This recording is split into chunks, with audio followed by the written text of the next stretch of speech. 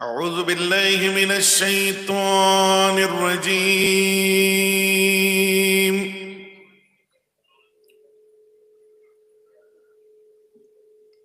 بسم الله الرحمن الرحيم.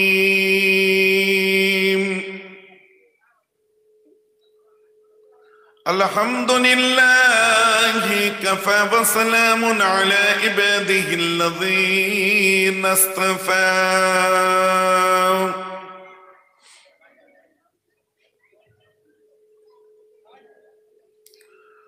نحمده ونصلي ونسلم على رسوله الكريم.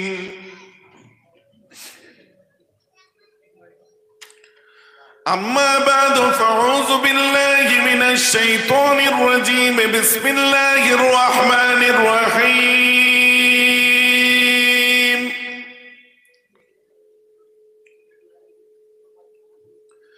إن الله وملائكته يصلون على النبي يا أيها الذين آمنوا صلوا عليه وسلموا تسليما. اللهم صل على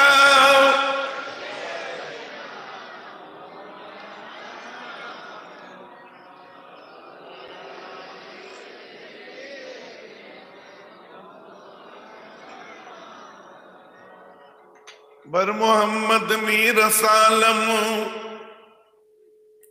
बर मोहम्मद मीर सालम सद सलाम आशफिए मुज़नबीना यौमल क़याम। अल्लाहुम्मा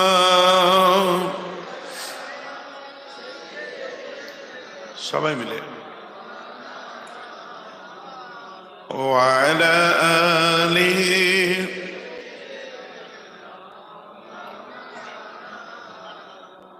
حسن يوسف دمي عيسى حسن يوسف دمي عيسى يدي بيداداري آنچ خوبم همهدارند تو تنہا داری. اللہم صلی علی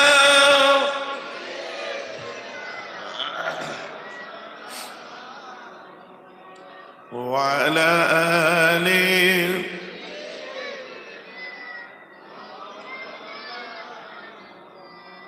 মাশাআল্লাহ, সমবেত গুণী সুধী দিন দরদ ইসলাম দরদি আমার মোমেন মুসলমান মুরব্বীগণ, বয়োজ্যেষ্ঠ আমার ভাইরা, সমবয়স্ক সমজুটি ইয়াংস্টার্স আমার বন্ধু বান্ধবেরা, জাতি ধর্ম বর্ণ শ্রেণী গোষ্ঠী সম্প্রদায় নির্বিশেষে আমার প্রিয়জনেরা, পর্দার অন্তরালে অবস্থিত বোনেরা, মায়েরা, স্নেহের কচিকাচা বাচ্চারা, বিশেষ করে আজকে সবার আয়োজক মন্ডলী, কমিটির ভাইরা, মুআজ্জাজ মুহতারাম উলামা ইকরাম,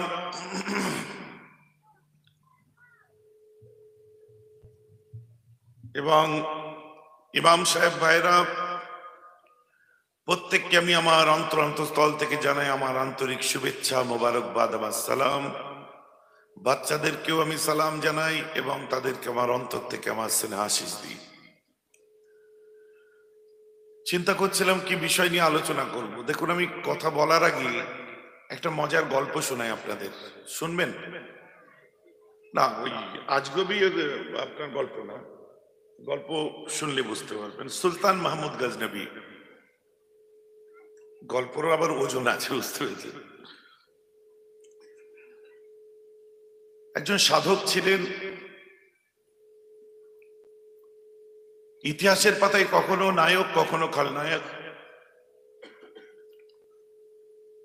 কেননা যারা মন্দির ভেঙে মসজিদ তৈরি করেছিল, ইতিহাসের পাতায় যারা খলনায়কের ভূমিকায় আছে, আজও যারা মসজিদ ভেঙে মন্দির তৈরি করবে তারাও কিন্তু ইতিহাসের আস্থা করি সীমাবদ্ধ থাকবে। কারণ ইসলামের শিক্ষা আমরা এটাই পাই, আল্লাহ রসুল এবং কোরআন পাকে বিভিন্ন জায়গায় এই কথাই লিখছে।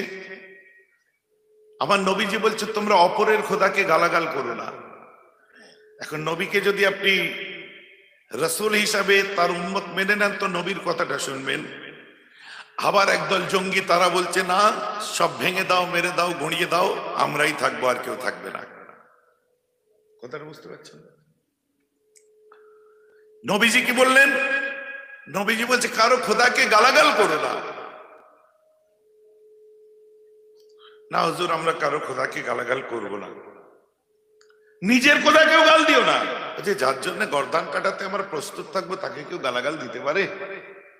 আল্লাহকে কেউ গাল দেয়? বলছে না, তুমি যখন অপরের খোদাকে গালাগাল দেবে তারা তোমার খোদাকেও গালাগাল দেবে, তখন ঢিল মেরেছো বলে পাটকেল খাচ্ছ।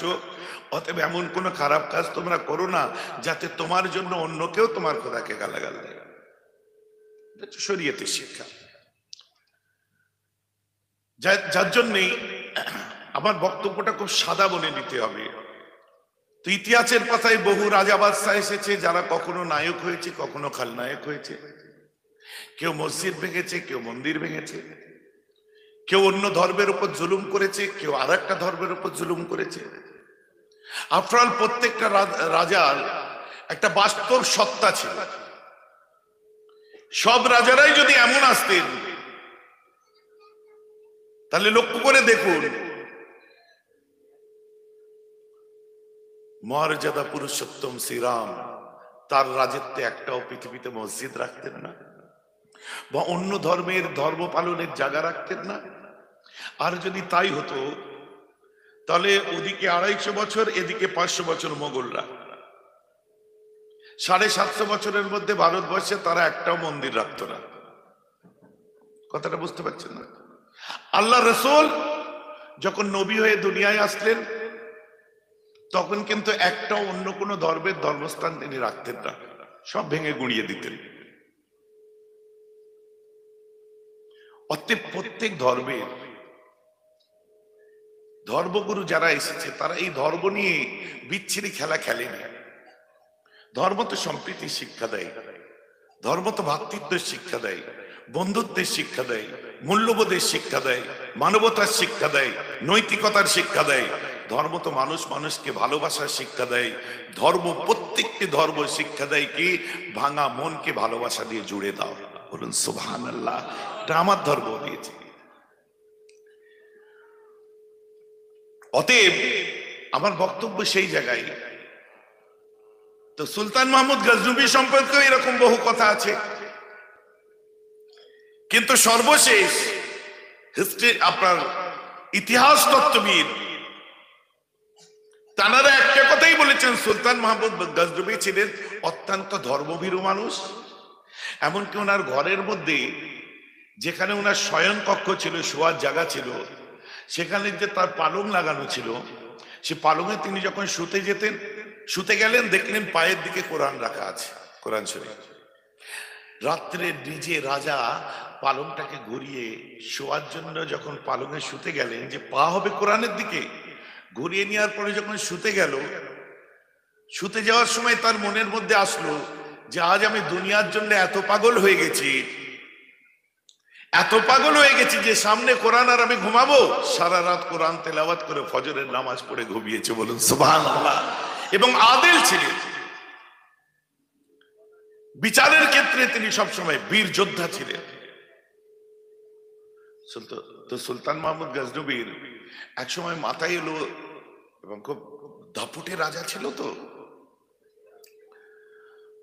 আমাদের উত্তর পশ্চিমে রাজত্ব করতে করতে আফগানিস্তান, পাকিস্তান দখল করলো, ভারতবর্ষে একাধিকবার তখন তিনি হামলা করেছিলেন। এবং ভারতবর্ষের এসব ইতিহাস করুন, দেখতে পাবেন তখন এই দেশ দখলের ব্যাপার থাকতো। পরে ভারতবর্ষে যেমন ব্রিটিশ শাসন ছিল, মোগলি শাসন ছিল, টিপু সুলতান হায়দার আলীর শাসন ছিল, কোনো অনেক রাজারা এসেছে, ঠিক আছে। সুলতান মাহমুদ গজনবীর একদিন ইচ্ছা গেল যে আমি এত কিছু করেছি, আমি একটু আজ খিজরে আলাইহিস সালামকে দেখতে চাই।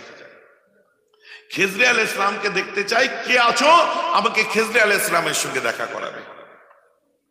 বুঝতে পারছেন?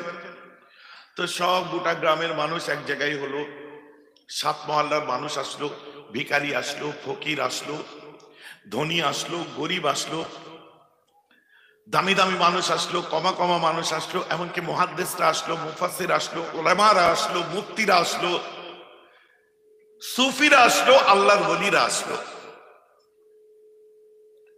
কে দেখা করাবে? কে ওলি আছে? আল্লাহর ওলি মাথা নিচু করে দিয়েছে, আমার দ্বারা সম্ভব না। আরেকজন বলছে আমার দ্বারা সম্ভব না, আরেকজন বলছে আমার দ্বারা সম্ভব না। একটা ভিখারি উঠে বললো আমি দেখাবো। হ্যাঁ, এত বড় বড় সুফি ওলি এরা কেউ দেখাতে পারে না, তুমি দেখাবে? হুজুর দেখাবো। 6 মাস নদীর ধারে থাকতে হবে, আমার সংসার আপনাকে চালাতে হবে, সেখানে আমাকে ইবাদত করতে হবে, নামাজ পড়তে হবে। ঠিক আছে, চলে যাও। চলে গেল, 6 মাস নদীর ধারে কাটালো। 6 মাস পরে এসে বলছে হুজুর, বলে কি খিজরে আলাইহিস সালাম দেখাও, 6 মাস কভার হয়ে গেছে। বলছে হুজুর আরো 6 মাস লাগবে। ঠিক আছে যাও। আরো 6 মাস পরে যখন ফিরে আসলো, কই এবারে দেখাও। বলছে আমি মিথ্যে কথা বলেছিলাম, আমার দ্বারা দেখানো সম্ভব না। 1 বছর দিলি কেন? বলছে না খেয়ে আমার মা, আমার বোন, আমার বাচ্চা মরে যাচ্ছে, কোনো কাজ নেই, কম্ম নেই, আপনার বাড়ি থেকে ঢিল ছোড়া দূরত্বে আমার বাড়ি। অতএব আমি মিথ্যে কথা বলার জন্য 1 বছরে আমার ছেলে মেয়ে, বৌজি, সব মা এরা খেয়ে দিয়ে রাজকীয় খানা খেয়ে মোটাসোটা হয়ে গেছে। হুজুর আমার ভুল হয়ে গেছে, আমাকে মাফ করে দেন, আমার ভুল হয়ে গেছে, যা শাস্তি দেবেন দেন। 1 বছর তো ওরা আরামে বাঁচলো। গুস্তাখ, বেয়াদব, তার কি করার আছে? এর কি শাস্তি দেওয়া দরকার বলো? তো একজন উঠে বলল হুজুর আপনার সঙ্গে বিয়াদবি করেছে, ওর গর্দান যাওয়া দরকার, ওর এক কোপে গর্দান কেটে দাও, ওর গলা কেটে দেন, জবাই করতে দাও। সবাই কি বলছো? সবাই বলছে, সবাই চুপ। একটা লোকের গলা কাটবে, সবাই হ্যাঁ বলতে পারে? একজন সুফি আল্লাহওয়ালা নূরানি চেহারাওয়ালা একটা মানুষ বলছে আপনি ঠিক বলেছেন, ওর গলা কেটে দেওয়াই দরকার, ওর গলা, সরি, ওর গলা কাটা দরকার। আপনি যে বলছেন আপনি ঠিক বলেছেন। আর কে কি শাস্তি দেবো বলছো বলো? একজন বলছে ওকে পাগলা কুকুরের সামনে, শিকারী কুকুরের সামনে দিয়ে দিন, ছিঁড়ে কুড়ে খেয়ে নি। সবাই কি বলো? মাথায়। আপনি কি বলছেন? বলছে না ও ঠিকই বলেছে। ইও ঠিক, ও ঠিক, হ্যাঁ ও ঠিক। আর একজনকে জিজ্ঞেস করছে তুমি কি বলো? বলছে ওর ঘরে যা আছে সব কেড়ে কুড়ে নিয়ে, ওকে জায়গা জমি সব নিয়ে ওকে বাড়ি থেকে, দেশ থেকে তাড়িয়ে দেয়। কি বলছে? সবাই চুপ। বলছে না ও ঠিকই বলেছে। যেই বলছে সেই ঠিকই বলছে। এবার আরো অনেক আছে, লম্বা হয়ে যাবে বলে আমি ছোট করে দিলাম। আরো মানুষকে জিজ্ঞাসা করলেন, কারণ বোঝার জন্য যতটুকু লাগবে অতটুকু বুঝুন। এরপরে জিজ্ঞাসা করেছিল, কেউ বলেছিল আপনার তাকে গোটা গ্রামের মধ্যে আপনার জালিলো খার করে ঘোরানো হোক, এই হোক, অনেক কথা আর বলছি না, যতটুকু বোঝার জন্য 3টেই ঠিক আছে। লাস্টে ওনার প্রিয় উজির, সব থেকে কাছের উজিরে আলা, প্রধানমন্ত্রী যে সুলতান মাহমুদ গজনবীর পাশে বসে আছে, নাম হচ্ছে আয়াজ। আরে আয়াজ কি করতো? রাজার ভুল ত্রুটিও সামনে বলে দিত। আয়াজ তুমি কি বলো? আয়াজ বলছে হুজুর ওর জন্য আপনি আল্লাহর কাছে ধরা পড়বেন। হ্যাঁ, তোমার এত বড় সাহস? বলছে আপনি আমার গর্দান নিন, কিন্তু হক কথা বলবো। আপনার ঢিলচূড়া দূরত্বে বাড়ি, না খেয়ে বউ বাচ্চা সব মরে যাচ্ছে। হযরত ওমর ফারুকের কথা মনে নেই? ওমর ইবনুল খাত্তাব নাতিক বিল হক সাওয়া ওয়াজির নবী আল মুস্তাফা সানি আল খুলাফা, হযরত ওমর ইবনুল খাত্তাব বলছে আমার রাজত্বকালে যদি ওই ফুরাত নদীর তীরে একটা ছাগলের বাচ্চা না খেয়ে মারা যায়, আমার ভয় হয় আল্লাহকে কি উত্তর দেব। আর আপনার বাড়ি থেকে ঢিল ছোড়া দূরত্বে একটা মানুষ না খেয়ে মারা যাচ্ছে, আর কেউ বলছে গর্দান নেবো, কেউ বলছে কুকুরের সামনে দিয়ে দাও, কেউ বলছে কেড়ে নাও, সবকিছু বাড়ি থেকে তাড়িয়ে দাও, আর আপনি শুনছেন সেগুলো বসে বসে। আপনার খিজরে আলাইহিস সালাম দেখা হয়নি, আলাদা ব্যাপার, আল্লাহ মৌকা দিলে দেখে ফেলবেন আপনি। আমার মত ওকে মাফ করে দিয়ে ওর বাড়িতে সারা জীবনের জন্য খানা পাঠাতে থাকান। ধর্মভীরু মানুষ ছিলেন, মাথাটা হেঁট করে বলছে, হাযা হুয়াল হক, তুমনে বরাবর ফরমায়ে, তুমি ঠিক কথা বলেছো, আমার আক্কেল খুলে দিয়েছো। সবাই কি বলে? সবাই বলছে হ্যাঁ হুজুর ঠিক আছে, এই কথাটা ঠিক আছে, সবাই হ্যাঁ। এই সুফিকে জিজ্ঞেস করছে, নুরানি চেহারা, আপনি কি বলেন? বলছে না, উনি ঠিকই বলেছে। আজব লোক। তো তার বিচার হলো, তাকে মাফ করে দিল, সারা জীবনের মতো তার রেশন ফ্রি হয়ে গেল। সুবহানাল্লাহ বলেন সব। এখন জিজ্ঞাসা করছে, বিচার তো এই লোকের করা দরকার, যেই যা করে সবই বলে ঠিক করেছে, ওকে ধর, কাঠ গড়ায় দাঁড় করা, এই সবটা ঠিক বলছে কেন? সঙ্গে সঙ্গে বললো, আপনি যখন বললো গর্দান নেওয়ার দরকার, ওর গলা কেটে দেওয়া দরকার, আপনি ঠিক বলেছেন কেন বললেন? বলছে হুজুর কে বলেছে আগে সেটা দেখুন, আমার বিচার পরে করবেন। বলে কেন? বলছে যে বলছে ওর গলা কাটা দরকার, ও কসায়ের বেটা, ওর কাটাই কাজ, তোর মাথায় যেটা খেলছে ও সেটাই বলেছে। ও যেটা ওর মাথায় আসছে ও সেটাই চিন্তা করছে। আর দ্বিতীয় জন যে বলেছে ওর বাপ, আপনার দেখুন, লক্ষ্য করুন, আপনার শিকারি কুকুর যেখানে পুষে রাখা আছে, ওর বাপ সেখানে ডিউটিতে আছে, তো ওর মাথায় ওর রক্ত কাজ করেছে, ওর কুকুরের কথাই মনে পড়েছে। আর এই যে বলছে সব কেড়ে কুড়ে নিয়ে তাড়িয়ে দাও, ও ঝেড়ে খাওয়া পাটি, ও সারা জীবন ভাই ব্রাদার আত্মীয় স্বজনের জায়গা জমি ঝেড়ে ঝুড়ে নিয়ে তাদেরকে গৃহত্যাগী করেছে। হিংসু, ওর মনের মধ্যে খানদানি হিংসা বিরাজ করছে, তাই ওই হিংসার কথা বলেছে। তো ওর জায়গায় ঠিক আছে, রক্ত তো কথা বলে, হিংসুক মাথায় চিন্তা করলে তো হিংসা আসবেই। হাসছেন কেন আপনারা? আমি কোনো কথা বললি এই যে কি চিন্তা হচ্ছে এবার বলেন, যেভাবে চিন্তা করবেন সেভাবে কাজ হবে। কিন্তু হুজুর এখানে বোধহয় সেট করছে কথাটা, আপনি ঠিক আছেন, আপনি আপনার জন্য আপনি ঠিক আছেন, আমি বলছি আপনি ভাবছেন ওইভাবে। তো যে খানদানি কাটা কাজ করবে তার মাথায় কাটাই আসবে, খানদানি হিংসা করতে আরম্ভ করবে বা নিজে হিংসা করবে তার মাথায় হিংসাই আসবে। যে আপনার ছেড়ে দেবো, কেড়ে নেবো, তুলে খাবো, যার কাজ ওই হবে, যাকে দেখবে তাকে দেখি মনে হবে এও তুলে খায়, ঝেড়ে খায়। কথাটা আমার বুঝতে পারছেন? গল্পটা একটু ভারী হয়ে গেল, তাই না? কিন্তু আমি সুলতান মোহাম্মদ গাজনবীর কথা বলেছি, আমার কথা নয়। ইতিহাস করুন, যদি না পড়াশোনা করে তো আমার কাছে চলুন, শুনুন, কমসে কম এতেবার রাখুন কথার উপরে। এই কেন এই কথা বলছে? ওই একটাই তো বান্দা দাঁড়িয়ে আছে যে বংশের মান রেখেছে। বলে কেন? বুঝে এই জন্যই যে আপনি জানেন না আপনার উজির কে। বলছে কে? বলছে ও আহলে কুরাইশ, রাসূলের খানদানের ছেলে, ও কারো ভয় করে না, সত্য কথা বুক ঠুকে বলেছে। বলুন না সুবহানাল্লাহ। ও জান রইল কি গেল দেখার দরকার নেই, ও বুক ঠুকে সত্য কথা বলেছে। ও জানিয়ে দিন কুরাইশ, আয়াজ তুমি কুরাইশ। নিজে দাঁড়িয়ে পড়েছে, আমার বেয়াদবি হয়ে গেছে, তুমি বসো, আমার সিংহাসনে বসো, আর তা নাহলে তোমাকে আমি ছুটি দিলাম সারা জীবনের জন্য, তোমার ভাতা আমি দেবো, তোমার ওয়ানারিয়াম আমি দেবো, তোমাকে আমার গোলামি করতে হবে না, খেদমত করতে হবে না, আমি বেয়াদব হয়ে যাব। একটা বাদশাহ মাথা ঝুঁকালেন কার কাছে? সেই আপনার কুরাইশ জাদার কাছে, খানদানের রাসূলের কাছে। তোর বংশ কথা বলে, ও যেটা বলছে ও ঠিকই বলেছে, ওর বংশই ওই করেছে। তখন আয়াজ রেগে যে বলছে আপনি দিলেন তো? বলে কি? টাকা পয়সা হোক, মাইনে পাই না পাই, আমি এই যে পাবলিকের মধ্যে থেকে নিজেকে এনজয় করছিলাম, আনন্দ পাচ্ছিলাম, মানুষের দুঃখ ব্যথা বেদনা শুনতাম, আল্লাহর কাছে দোয়া চাইতাম, মনটা কাঁদতো, আর আপনি আমার আজকে রাজ ফাঁস করে দিলেন, আমাকে এখন রেস্ট দিয়ে দিল, আমার উঁচু থাকতে বসিয়ে দিল, তা আমিও আপনার রাজ ফাঁস করে দেবো। বলছি চুপ। বলছে না হুজুর, আমি জানি আপনি কে। বলে কি? সঙ্গে সঙ্গে বলে গত রাত্রিতে আমি হুজুর একটা স্বপ্ন দেখেছিলাম। বলে কি? বলছে ওই ভিখারিটা মিথ্যা কথা বলছে, ও যখন আপনার কাছে সারেন্ডার করবে, আর স্বপ্নটা সত্য স্বপ্ন ছিল। হুজুর ওই বুড়োটাকে আপনি ধরুন, ওই সুফিটাকে ধরুন, ও কে জিজ্ঞাসা করুন আগে। বলে কেন? কেননা আমি স্বপ্নের মধ্যে দেখেছি ওই ভিখারির বিচার যখন হবে, একটা মানুষ সমস্ত বিচারকদের কথাকে সঠিক বলবে, আর শেষ পর্যন্ত ফয়সালা ওকে মাফ করে দেওয়া হবে।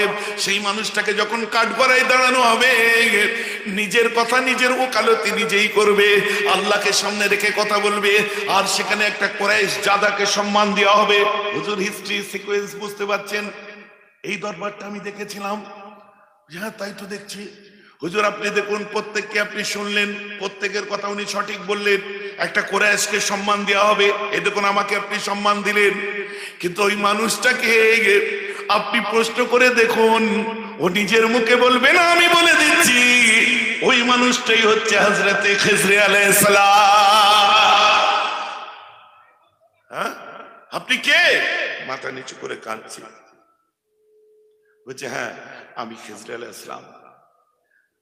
আমি রুহানি ভাবে এখানে এসেছি, কেন? আপনার চোখ খুলিয়ে দেওয়ার জন্য। অথবা আপনার জাহেরিটা হয়েছে, বাতিনি বাকি ছিল, আজ আপনার বাতিনিটা কমপ্লিট হয়ে গেল। এই বক্তব্যের মধ্যে মোটিভেশনাল কোনো সাইড বা মোটিভেট হওয়ার মতো কোনো জায়গা আপনারা পাচ্ছেন কি?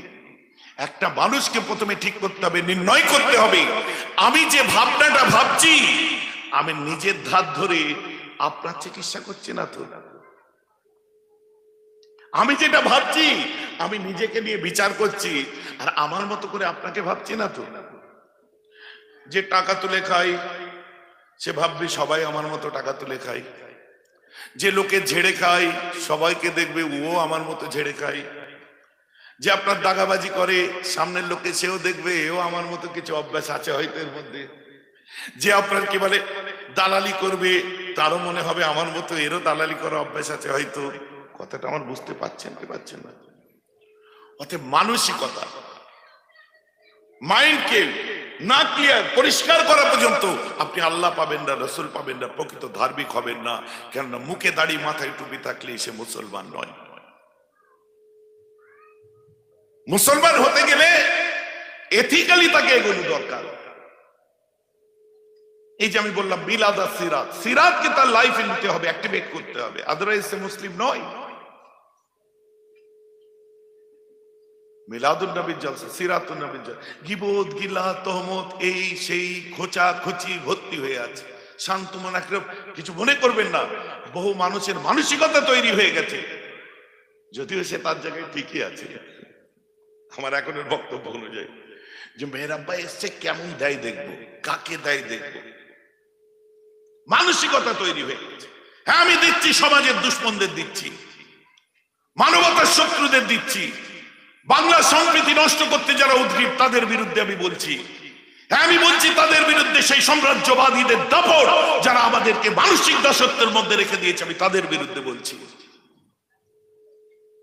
যারা ন্যায় অন্যায় জ্ঞান করে না তাদের বিরুদ্ধে আমি বলছি। বাহুবল যারা দেখাতে যায় আমি তাদের বিরুদ্ধে বলছি। রাষ্ট্র শক্তিকে অপব্যবহার যারা করে আমি তাদের বিরুদ্ধে বলছি। তুলুন আমাকে কোন কাঠগড়ায় তুলবেন? কথাটা আমার বুঝতে পারছেন না নাকি? ন্যায় সত্যের খাতিরে দেখুন, সৎ পথে নিয়ে যে দেখুন। আমাকে কোনো চশমা পরে দেখলে তো হবে না, সাদা পোশাক পরে আছি, আপনি রঙিন চশমায় দেখুন, কি দেখবেন? রঙিন দেখবেন। সবুজ চশমায় দেখুন, কি দেখবেন? সবুজ দেখবেন। লাল চশমায় দেখুন, কি দেখবেন? লাল দেখবেন। অতএব দোষ আমাকে চেঞ্জ হতে বলছেন কেন? আপনি নিজের চশমাটা চেঞ্জ করে নিন। আপনি বুঝতে পারছেন না কি করছেন, কি বলবেন? ওয়াজের মাহফিল, বিলাদের মাহফিল, আল্লাহ রাসূল বাদ দিয়ে যেটাই নিজের রুজি রুটি আছে সেখানে, কিন্তু এটা আমার মুফতি আজম বলে গেছেন, রুজি রুটির তাড়নায় কথা বলো না। ওয়াজের মাহফিল গুলো হচ্ছে কি একটা একটা মাদ্রাসা, বুড়োদের জন্য ওটা মাদ্রাসা, শিক্ষালয়, জ্ঞানালয়। সেখানে বসে যেন জ্ঞান অর্জন করতে পারে। জ্ঞান দেবে কারা? যাদের নিজেদের ভরপুর জ্ঞান থাকবে তারা দেবে। আমি মেয়েরা বাবার মধ্যে জ্ঞান নেই, আমি শুধু আমার মতো করে ম্যানিপুলেট করছি আপনাকে। আমি প্রকৃত ধর্মীয় জ্ঞান দিতে হয়তো পাচ্ছি না, সেগুলো বুঝতে হবে। কথাটা আমার খারাপ লাগছে নাকি শুনতে?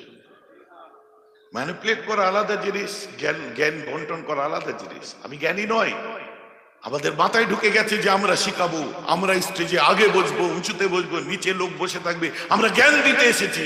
গাড়ির স্টিয়ারিং এ বসা থেকে জলসা পর্যন্ত মাথায় এসছে আজকে কি শিখাবো, কি শিখাবো, কি শিখাবো। একবার নিজের দিকে তাকিয়ে দেখলাম না যে আমি কতটা শিখেছি। একবার নিজেরা দেখলাম না যে পড়াশোনার বয়স হয়নি, যে আমি যতটা শিখেছি আমার আরো শিখতে হবে। কোন আলেম, কোন ওলামা, কোন মৌলানা, বলি সাহেব আমরা একবার ভেবে দেখি না, খালি মাথায় ঢুকে আছে শিখাবো শিখাবো শিখাবো। আর পার্টিতে বেকার ভালো, আর আমাদের মতো মলি সাহেবদের কাছে বোকা মুরিদ ভালো। নারে তাকবীর, আল্লাহু আকবার, হুজুর কেবলা জিন্দাবাদ। মুজাদ্দিদ জামানের সিলসিলাটা পূর্ণাঙ্গ শিক্ষা, শিক্ষা আর শিক্ষা। ইচ এন্ড এভরি পার্ট, যে কোনো দিক আপনি দেখুন, শুধু শিক্ষা ছাড়া অন্য কিছু পাবেন না মুজাদ্দিদ জামানের এতে। যার জন্য আমাদের কোন মাসলাককে নিয়ে আজও পর্যন্ত সারা পৃথিবীর কোন জায়গা থেকে আমাদের মাসলাককে নিয়ে আজও পর্যন্ত কেউ লিখিত ফতোয়া দিতে পারেনি। যারাই বলেছে ওটাকে আমাদের সিলসিলাকে হক মাশরাব বলেছে। জোরে বলুন সুবহানাল্লাহ। মাশরাব বোঝেন তো? মাশরাব, হক মাশরাব। আমাদের মাশরাবটাকে হক মাশরাব বলেছে, কারণ আমরা বাইনাল ইফরাত ওয়াত তাফরিদ চলে থাকি। ইতিকাদি দিক আমাদের। তুই ফুরফুরা সিলসিলার মানুষ? হ্যাঁ, আমি ফুরফুরা সিলসিলার মানুষ। ফুরফুরা সিলসিলাটা কি? বলছে আমাদের আকিদা। আকিদাটার নাম কি? বলছে আমাদের আকিদায় মিলাদ, কিয়াম, সালাম, আকিদি জোর এগুলো সব আছে, এটাই আমাদের। না না, ওটা পরের কথা। আপনার কোন আকিদা? আকিদায় তাহবিয়া, আকিদায় নাসাফিয়া, আকিদায় মাতুরিদিয়া, আপনি কোন আকিদার অন্তর্ভুক্ত সেটাকে আগে নির্ণয় করুন। কারণ আমরা তাহবি শরীফ পড়েছি, নাসাফি শরীফ পড়েছি। আমাদের মূল আকিদাটার নাম কি? আহলে সুন্নাত ওয়াল জামাত। আহলে সুন্নাত ওয়াল জামাত তো সারা পৃথিবীতে অনেক আছে, কিন্তু আমরা কোন আকিদার অন্তর্ভুক্ত? আহলে সুন্নাত ওয়াল জামাতের কোন আকিদার অন্তর্ভুক্ত, এটাও তো আমাদের কাছে ফ্যাক্টর করে। হ্যালো, কথাটা বুঝতে পারছেন কি পারছেন? এইগুলোর জন্য আমাদের ক্লাসের প্রয়োজন, যার জন্য ছেলেরা যায়। আমি বারবার বলি, জলসায় যাব, আসবো, পয়সা হবে, লোক আপনার 2 ঘন্টা শুনবে, ভুলে যাবে যে একটা ট্রেনিং সেন্টারের প্রয়োজন আছে, যেটা ইতিকাদের উপরে ট্রেনিং হবে, আকীদার উপরে ট্রেনিং হবে। আজ কই তাবলীগী জামাতের ছেলেটাকে লক্ষ্য করে দেখুন, ও হাসির দোয়া কাশির দোয়া শিখেছে বলে ওর অত অহংকার। কথাটা বুঝতে পারছেন? ওই আহলে হাদিসের ছেলেটাকে দেখুন, ও কিছু শিখুক আর না শিখুক, ও আপনার কি বলে ইউটিউবে চোখ একদম দিয়ে রেখেছে, তুতা পাখির বুলির মতো যা বলছে মুখস্থ করে যাচ্ছে। কথা বুঝতে পারছে না। আর তারা যখন পড়ছে, যে কিতাব রেফার করছে সেগুলো পড়ছে। সহিহ বুখারী পড়বে তো তৌহিদ প্রকাশনী ছাড়া অন্য কারো পড়বে না। তৌহিদ প্রকাশনী মানে কি? হাদিসের তাহরির। যদি বলেন কেন এই কথা বলছেন, নফসি কিতাবের সঙ্গে তৌহিদ প্রকাশনীর সহিহ বুখারী মিলান, কাল ফুরফুরায় চলুন। 19 খানা আমি এখন পর্যন্ত ফাইন্ড আউট করেছি যেখানে হাদিসের অর্থই পরিবর্তন করে দিয়েছে। কথাটা বুঝতে পারছেন কি পারছেন না? আমাদের ছেলেগুলো সেগুলো শোনা দরকার নেই। যখনই কিছু বলবেন, কত নাম্বার হাদিসে আছে এটা, সহিহ না জয়ীফ? বলছে ভাই এটা এত নাম্বার হাদিসে আছে, 18 নাম্বার হাদিসে আছে কিতাবুল ইমানের মধ্যে। আমি একটা এক্সাম্পল দিচ্ছি, কিতাবুল ইমান খুলুন, 18 নাম্বার হাদিসে আছে। কিতাবুল ইমান, কিতাবুল ইমান, কিতাবুল ইমান, দাঁড়াও সহিহ বুখারী আছে কিন্তু না, কই 18 নম্বরে এমন হাদিস নেই তো। খুলে দেখবে 18 নম্বরে এমন হাদিস নেই তো। খচ্চর লোক, তুমি তো ওটা 17 নাম্বার লিখেছো, তুমি তো ওই হাদিসটা 17 নম্বরে রেখেছো, 18তে পাবে কোথার থেকে? কথাটা আমার বুঝতে পারছেন কি পারছেন না? হাদিসটা কি আছে? ধরেন আমরা পিরিবুরি দিতে পছন্দ করি, গয়েশপুর আল্লাহর ওলির দরবার। কথা বুঝতে পারছেন না? এনার বহু ভক্ত মুরিদ ছিল, বহু ফলোয়ার ছিল, আজও পর্যন্ত চলে গেছে, ফলোয়ারের শেষ নেই। তোমরা পীর ওলি আউলিয়া পছন্দ করো? বেশক করি, কেন করব না? তোমরা বায়াত হও? হ্যাঁ হই। কেন হও? এটা আল্লাহ নবীর সুন্নত, তাই হই। সুন্নত থাকলে তো হাদিসে থাকবে। হাদিসে আছে না? কিতাবুল ইমান খুলো, কিতাবুল ইমানের মধ্যে দেখবে 18 নম্বর হাদিসের মধ্যে কি লিখছে। কথা বুঝতে পারছেন না? এটা 17 কিতাবুল ইমানে আছে। ওরা হয় 18 করেছে, না 18 ছিল, হয় 17 করেছে। এই দুটোর মধ্যে একটা হাদিস কনফার্ম, আপনার কিতাবুল ইমান খুলে দেখবেন কি লিখছে। আল্লাহ রাসূল বলছেন, এই আমার সাহাবারা আসো। হাদিসটা রিওয়ায়াত করছে কে? হাদিসটা রিওয়ায়াত করছে উবাদা বিন সামিত। ঠিক আছে, হাদিসটার মধ্যে বলা হচ্ছে আন উবাদা বিন সামিতিন কানা শাহীদ বদরা। শুনছেন তো নাকি? অহুয়া আহাদুন নুকাবাই লাইলাতুল আকাবা, মানে উনি বলছেন উনি কে ছিলেন তার বিবরণটা দেওয়া হলো। قال رسول الله صلى الله تعالى عليه وسلم বায়উনি, তোমরা আমার হাতে বায়াত হও। বলুন সুবহানাল্লাহ, সবাই বলুন সুবহানাল্লাহ। কি বলছে? বায়উনি, তোমরা আমার হাতে বায়াত হও। কেন বায়াত হবে? আলা আল্লাহ তুশরিকু বিল্লাহি শাইয়্যান ওয়া লা তাসরিকু ওয়া লা তাজনু ওয়া লা তাকতুলু আওলাদাকুম ওয়া লা তাতু বিবুহতানিন তাফতারুনা বিহি। আল্লাহ রাসূল বলছেন, বেখেয়াল হয়ে যাচ্ছে, বায়উনি আলা আল্লাহ তুশরিকু বিল্লাহি শাইয়্যান, তোমরা আমার হাতে বায়াত হও, তোমরা কারোর সাথে আল্লাহ শরীক করবে না। ওয়ালা তাসরাকু, তোমরা চুরি করবে না। ওয়ালা তাজনু, তোমরা জিনা করবে না। ওয়ালা তাকতুলু আওলাদাকুম, মায়ের পেটে সোনোগ্রাফি করে দেখবে মেয়ে আছে, সে নিজের সন্তানকে হত্যা করো না। ওয়ালা তাতু বিবুহতানিন তাফতারুনাহু বাইনা আইদিকুম ওয়া আরজুলাকুম।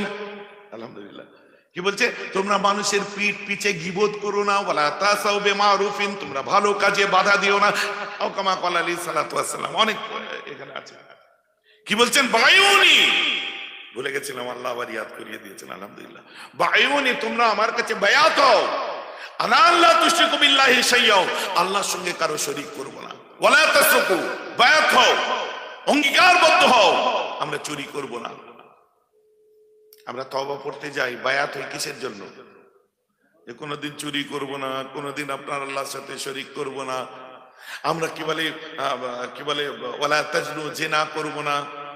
ওয়ালা তাতু বিবুহতানিন তাফতারুনাহু বাইনা আইদিকুম ওয়া আরজুলাকুম, যে কোনো মানুষের পিছনে গীবত করব না। আল গীবাতু আশাদ্দু মিনাল কাতলে, কতলের থেকে বড় গুনার কাজ। আমরা কি করব? ওয়ালা তাসাউ বিমারুফিন, ভালো কাজে বাধা দেব না। এই সমস্ত বিষয় ভিত্তিক আমরা অঙ্গীকারবদ্ধ হই, মুরিদ হই, বায়াত হই। মুরাদ থাকে আমাদের আল্লাহ। জোরে বলুন সুবহানাল্লাহ। কেন? উদ্দেশ্য আল্লাহকে পাওয়ার জন্য। এটা বুখারী শরীফের হাদিস। ঠিক আছে? একজন মৌলী সাহেব বলবো না, এরকম সাধারণ শিক্ষিত ছেলে এইসব একটু ঘাটাঘাটি করে। আর আমার ওখানে যে দেখবেন বাংলা প্রচুর কিতাব রাখা আছে, বাংলা বুখারী শরীফ, বাংলা মুসলিম শরীফ, বাংলা মিশকাত শরীফ। কেন বলেন তো? বাংলায় আমরা পড়িনি, আমাদের জন্য আমাদের সময় উর্দু, আরবি, ফার্সি পড়েছি আমরা। কিন্তু বাংলা কেন রেখে দিয়েছি? আমি জানি এরা যখন তর্ক করবে এসে বাংলা কিতাব খুলতে বলবে, আর এরা কিতাব খুঁজবে তৌহিদ প্রকাশনের কিতাব খুঁজবে, আর ঠিক মেপে মেপে সেগুলো এরা রেখে দিয়েছে। যারা শুনছেন মন দিয়ে শুনুন। বলছে, হুজুর এই হাদিসটা জয়ীফ নয় তো? আমি, কেন জয়ীফ বলছো? জয়ীফ কেন বলছো? বলছে না, উসুলে হাদিস বলছে। আমি চমকে উঠলাম, উসুলে হাদিস শিখলো কোত্থেকে? এ তো সোনার কাজ করা পার্টি, এ তো কাপড় কাটা পার্টি, এ তো ব্যবসা করা পার্টি, এ তো জমির দালালি করা পার্টি, এ তো আপনার কথা বুঝতে পারছেন না? এই মাল সব শিখলো কোথার থেকে? হ্যাঁ, উসুলে হাদিস, ইলমে আকায়েদ, পড়তে গেলে আমাদের মানে দম ছুটে গেছে, রাতের রাত ঘুম হারাম হয়ে গেছে। উসুলে হাদিসও বলছে। দেখলাম ভাই কি করা হয়, কোথা থেকে পারে না। আমি ব্যবসায়ী মানুষ, এই আলেমুল আমাদের কাছে একটু আপনাদের মতো মানুষদের কাছে বসি। ওই তো তোতা পাখি শেখানো বলি, এই তো তোতা পাখি শেখানো বলি মনে হচ্ছে। বলছি, আমি কেন জয়ীফ বলছেন? আর ঠিক বেছে বেছে বেছে বেছে ওর ওই যে হাদিসটা আমি বলছি ওর পরের হাদিসটা সম্পর্কেও নলেজ নেই, আগেরটা সম্পর্কেও নলেজ নেই। গোটা হাদিস থেকে বেছে বেছে এদের মানে মৌলী সাহেব গুলো কিছু কিছু হাদিস বার করে রেখেছে, যে হাদিসগুলো সামনে রেখে হানাফিদের সঙ্গে লড়াই করা যাবে, ঠিক বাঁচা সেইগুলোই আছে। কথাটা আমার বুঝতে পারছেন আপনারা? ওর আগের হাদিসটা সম্পর্কে জিজ্ঞেস করুন, কোনো নলেজ নেই। পরেরটা সম্পর্কে জিজ্ঞেস করুন, কোনো নলেজ নেই। একদম হাকিকাত বলছি আমি। আর বাকি আরবিতে ইবারত পড়া ভুলে যান, ও ভুলে যান। আরবিতে নিজের নাম আর আব্বার নাম অ্যাড্রেসটা লিখতে বলুন, 2-3 খানা 4 খানা লোহার পেন ভেঙে যাবে।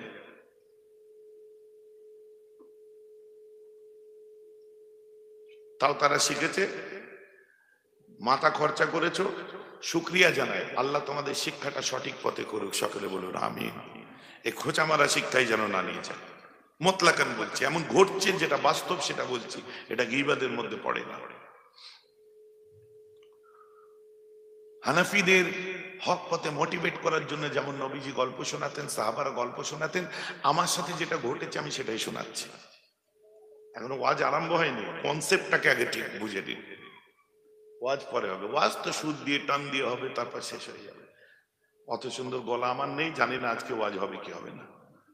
যতক্ষণ আস্তে আস্তে বলে ও বাবা এখন তো ধরেই নে ভাই, জানো যখন টান স্টার্ট হলো এতক্ষণ ধরতে টাইম লাগলো, তখন ওয়াজ আরম্ভ হলো। এগুলো সব বালির মাঠ। অভ্যাসটা আমাদের পরিবর্তন করার প্রয়োজন আছে। যাদের গলা সুন্দর তারা মাশাআল্লাহ সুন্দর করে বলবেন, যাদের গলা সুন্দর না তারা যেমন করে বলে কথাগুলো দামি হলে শুনবেন। কথাটা বুঝতে পারছেন? তো আমাকে বলছে হাদিসটা জয়ীফ নয় তো। আমি কেন, জয়ীফ কাকে বলে? বলছে উসুলে হাদিসের মধ্যে বলছে কোন হাদিস যদি একজন রেওয়ায়াত করে, আমার ধরা পড়লো আমার কাছে কোথায়। আর যদি আমি আরবি লাইনের ছাত্র না হতাম আমি ধরতেই পারতাম না ভাই, আমিও ভুল বুঝে বসে থাকতাম। হাকিকাত বলছি আমি। আল্লাহ রাসূল বলছেন যদি কোনো হাদিস একজন রেওয়ায়াত করে, সে হাদিসটা জয়ীফ হতে পারে, কমজোর দুর্বল হতে পারে, তার উপর জওফের ফতোয়া আসতে পারে। শুনে নাও যুবক ছেলেরা। আর একটা হাদিস একাধিক রাবী যদি রেওয়ায়াত করে, সে হাদিসটার প্রতি কোনো জওফের ফতোয়া আসবে না, যেহেতু একাধিক রাবী রেওয়ায়াত করেছে। ঠিক আছে? কিন্তু উনি আমাকে শোনাচ্ছেন হুজুর এটা তো একজনের উপস্থিতিতে নবী বলেছে, তো জাইফ হতে পারে। আর ওই একজন তো আবু বকর সিদ্দিক নয় যে মোতাবার হবে, ওই একজন তো ওমর ফারুক নয় যে মোতাবার হবে, একজন তো উসমান গনি নয় যে মোতাবার হবে, ওই একজন তো আম্মাজান আয়েশা নয় যে মোতাবার ভাববো, একজন তো আবু হুরায়রা নয় যে মোতাবার ভাববো। কথাটা বুঝতে পারছেন? আমি যে সাহাবাটা কে ছিলেন, আমি কিন্তু ওর কথা অনুযায়ী তর্ক করছি, এখন পর্যন্ত আমি ধরতে পারি ভাই। মন দিয়ে শুনতে হবে, কথাবার্তা বলা বন্ধ করেন। বুঝতে পারছেন? এখন পর্যন্ত আমি কিন্তু ওর কথা ধরতে পারিনি, এখনো আমি জানি সত্যি ওই একজনই রেওয়ায়াত করেছে। এই যে অনেকজন লোকের সামনে নবী বলেছেন সেটা আমি এখনো বুঝতে পারি। বলে আমি বললাম ভাই আমার কাছে আছে। বলছে ওই তো ওই ব্লু রঙের হাদিসের কেতাবটা নামান। আমি তখনও বুঝতে পারিনি ব্লুর পাশে ওই ডিপ মেরুন কালারেরও এক সেট রাখা আছে, বুখারী শরীফ পুরো সেটটা রাখা আছে। তখন বুঝতে পারিনি ও ব্লুটা কেন বললো। তো ব্লু রঙেরটা আমি নামালাম, কেতাবুল ঈমান করলাম, তার মধ্যে লেখা আছে সত্যি আন উবাদা বিন সামিতিন ক্বালা শাহীদ বদরা ওয়া হুয়া আহাদুন নুকাবাই লাইলাতুল আকাবা। তখন আমি ওকে বললাম ভাই এখানে কি বলছে আগেরটা বলুন তো। বলে কি বলছে? উবাদা বিন সামিতের পরিচয় দেওয়া হয়েছে এখানে, আন উবাদা বিন সামিতিন ক্বালা হাদাসানা, এইভাবে হাদিসটা নেই। উবাদা বিন সামিত হুয়া শাহীদ বদরা, মানে উবাদা বিন সামিত যিনি একদম বদরের যুদ্ধে শহীদ ছিলেন। সুবহানাল্লাহ বলেন। আর বদরের যুদ্ধে শহীদ কারা?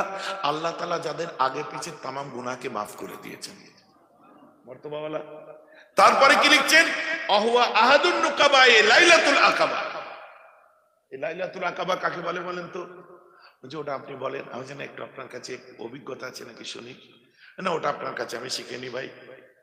আমি দেখলাম মূল জায়গাটা তুতা পাখির বুলি মুখস্থ করেছে, আগে পিছে কিচ্ছু জানে না। তখন আমি ওকে বললাম লাইলাতুল আকাবা মানে কি জানেন? সেই আকাবা সুড়ঙ্গ মিনা থেকে নিয়ে, মিনা থেকে যেখানে আল্লাহর রাসূল যে সুড়ঙ্গের মধ্যে এখন বড় টানেল হয়ে গেছে, ওই আকাবার স্থান হচ্ছে ওইটা। আল্লাহর রাসূল যেহেতু তখন ধর্ম প্রচার করতে গেলে মেরে দেওয়ার ভয় ছিল, আল্লাহর রাসূল একটা সুড়ঙ্গের মধ্যে গিয়ে সাহাবায়ে কেরামদের নিয়ে আলোচনা করতেন এবং তিনি সেখানে সিদ্ধান্ত নিতেন। হ্যালো, হ্যাঁ আওয়াজ করছে, ঠিক আছে।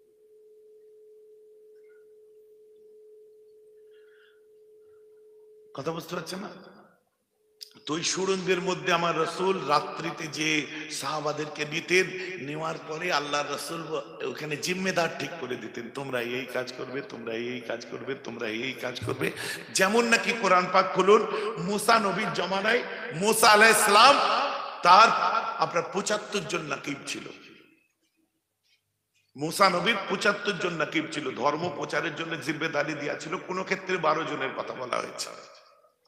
ঈসা নবী ধর্ম প্রচারের জন্য হাওয়ারিন, জিম্মেদার হাওয়ারিনকে নিযুক্ত করেছিল। বুঝতে পারছেন না?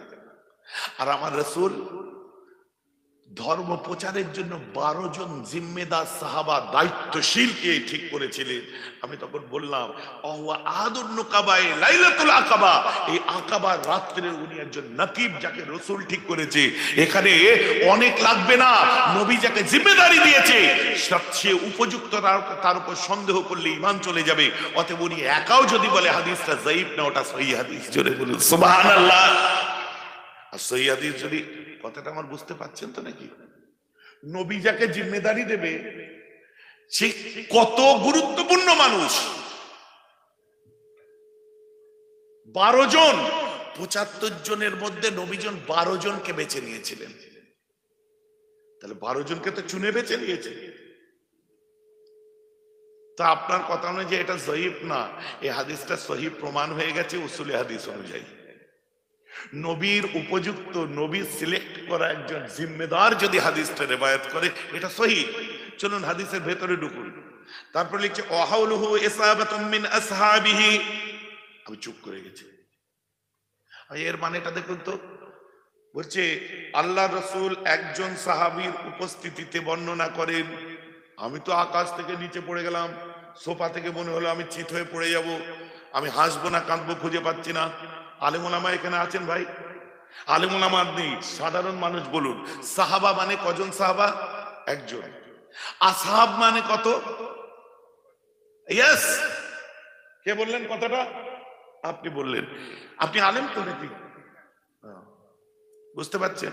একটা সাধারণ মানে আম মানুষ, ভাইকে আমি বলছি না, বোঝাবার জন্য বলছি যে ইসলামিক জাহিলও বলা হয়। সরি ভাই, আমি আপনাকে বলছি না, বোঝার চেষ্টা করুন। ইসলামিক জাহিল যারা, যারা কোন রকম কোরআন হাদিস পড়তেও পারে না, তারাও জানে আসহাব মানে বহু বচন। নিশ্চয় ভাই চর্চা করেন বলে বলতে পেরেছেন। আম মানুষও বলে দিচ্ছে। তো ভাইকে আমি আম মানুষের বিশেষণে বিশেষায়িত করছি, নাউজুবিল্লাহ। জাহিল বলে আমি বেয়াদবি করছি না, ব্যথা নিলে মাফ করবেন। কথাটা বুঝতে পারছেন? তো একটা আম মানুষও জানেন সাহাবা মানে এক বচন, আসহাব মানে বহু বচন। ওখানে কথাটা লিখছে কি ওয়াহাউলুহু, নবীর আশপাশে, ইসাবাতুন মিন আসহাবিহি, এক এক দল সাহাবার একটা ইসাবা মানে গারো দল ছিল।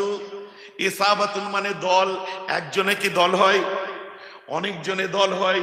ইসাবাতুম মিন আসহাবিহি, এক দল সাহাবার সামনে নবী বললেন। আজ দেখুন প্রথমে সহিহ সাব্যস্ত হয়েছে। আর আপনি যে বলছেন একজনের উপস্থিতি সত্যি লেখা আছে, বলে হ্যাঁ লেখা আছে। আমি এটা যে লিখেছে ইন্টেনশনালি যদি লেখে তার বউ তালাক হয়ে গেছে। ভাই আমার কথা বুঝতে পারছেন? যদিও ইচ্ছাকৃত লেখে, ওর বউ তালাক হয়ে গেছে। আর এটা শোনার পরেও যদি কেউ ওইটার উপর আমল করে, তার কি হবে এবার বুঝে নিন।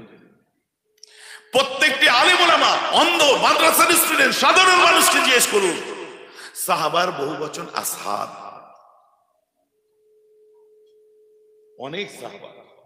বলছে ওয়াহাউলুহু ইসাবাতুম মিন আসহাবিহি, আল্লাহ রাসূলের আশপাশে একদল সাহাবা ছিলেন।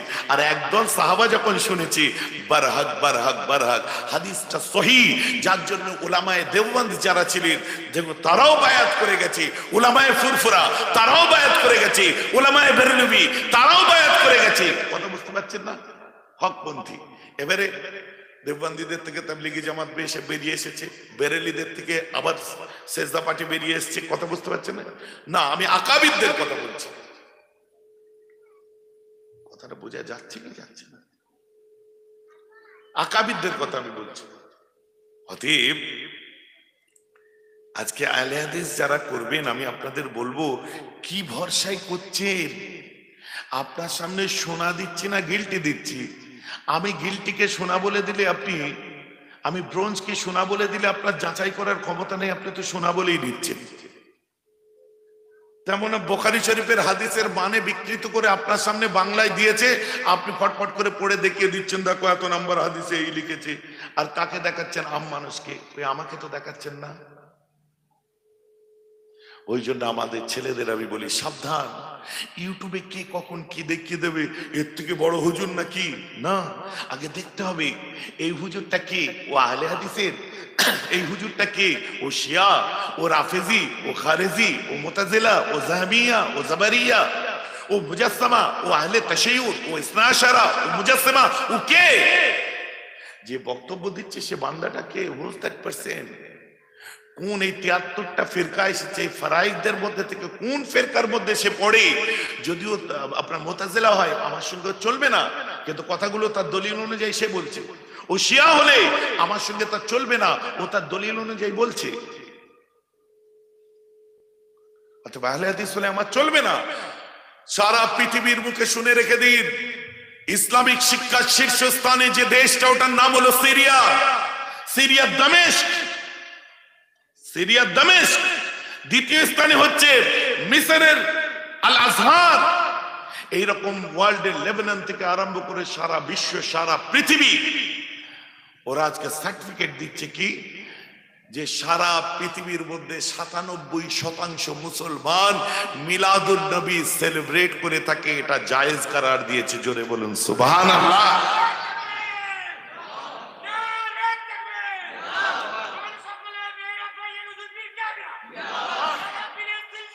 জিন্দাবাদ, জিন্দাবাদ, জিন্দাবাদ, আল্লাহু আকবার। কথাটা আমার বুঝতে পারছেন? ওয়ার্ল্ডের, সারা ওয়ার্ল্ডের ৯৭% মুসলমান তারা কি করে? মিলাদুন নবী সেলিব্রেট করে, এবং তাতে ঈদ ও মিলাদুন নবী কথাটা উল্লেখ করে থাকে। ঈদ মানে খুশি।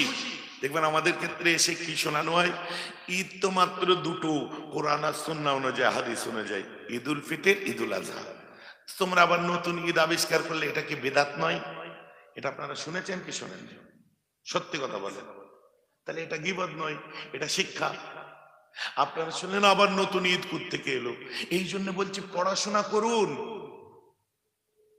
ইয়াউমা আকমালতু লাকুম দীনুকুম, কোরআনের হাফেজদের জিজ্ঞাসা করুন, এটা যখন নাজিল হয়েছিল, হযরতে আব্দুল্লাহ ইবনে আব্বাস রাদিয়াল্লাহু আনহু সাহেবজাদা, নবীজির চাচাতো ভাই, কি বলেছিল? বলছে ওহুয়া ঈদাইন, যেদিন জন্ম, যেদিন এই আয়াতটা নাজিল হয়েছে, ওই দিনটা আমাদের কাছে দুটো ঈদের দিন। জোরে বলে যাবে, আদবের সাথে বলেন সুবহানাল্লাহ। বলছে কেন? ওটা তো একদিনে নাজিল হয়েছে। তিরমিজি শরীফ খুলুন, বাবার কথা না আমার, ওটা তো একদিনে নাজিল হয়েছে। বলছে না, একদিনে নাজিল হলেও ইয়াউমা আকমালতু লাকুম দীনুকুম যেদিন নাজিল হয়, ওই দিনটা আরাফাতের দিন ছিল আর জুমার দিন ছিল। তাই আমাদের কাছে আরাফাতও ঈদ হয়ে গেছে, জুমাও ঈদ হয়ে গেছে। বলুন সুবহানাল্লাহ। এবার আসুন, হাদিস পাকে তো আরো দুটো ঈদ বেরিয়ে গেল, এখন কি বলবেন?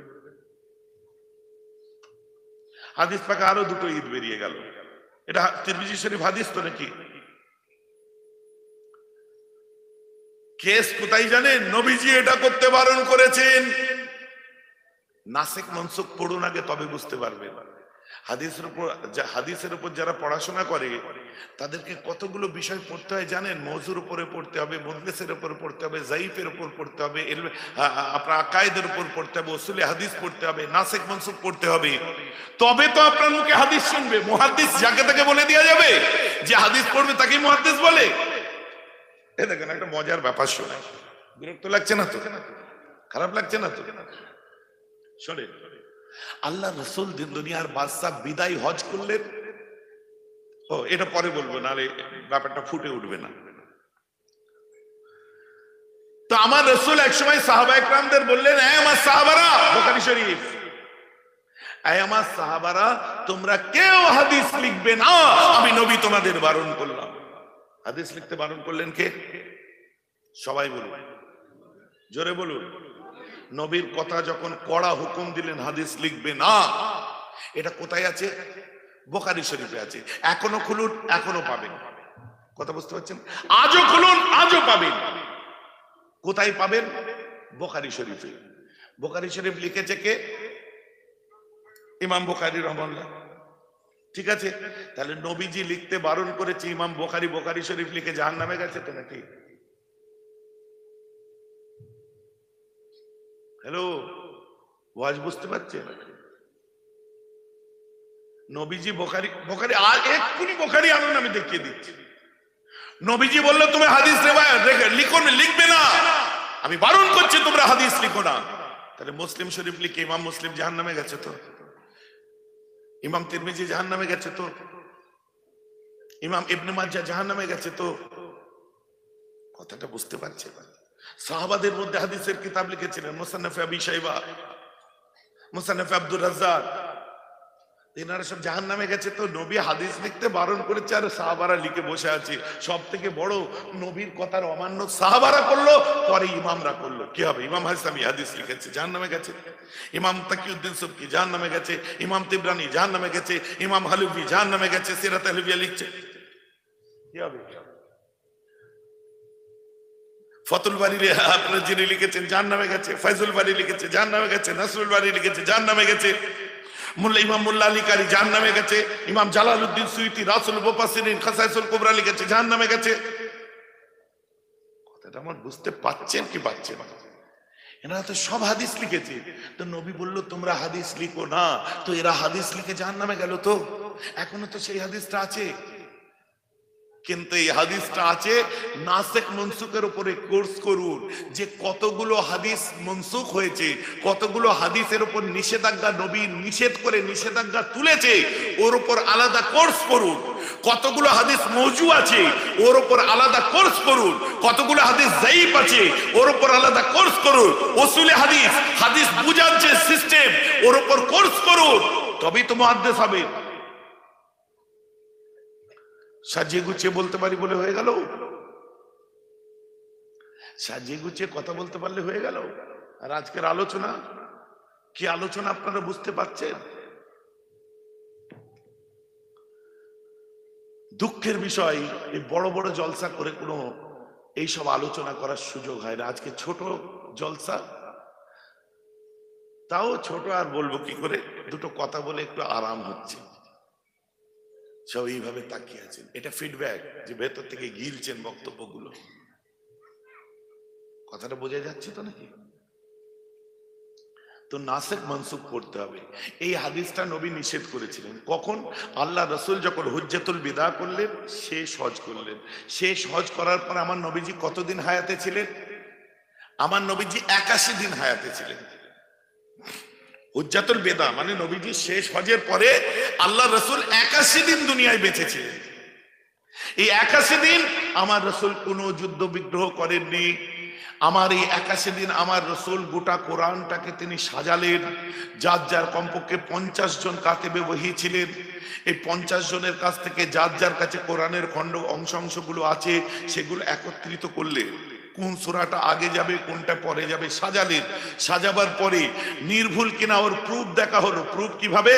জিব্রাইলকে বসিয়ে রেখে আমার রাসূল প্রথমে গোটা কোরআনটা হেফজ শোনালেন, আবার জিব্রাইল পাল্টা নবীকে শোনালেন, আবার নবী শোনালেন, আবার জিব্রাইল শোনালেন।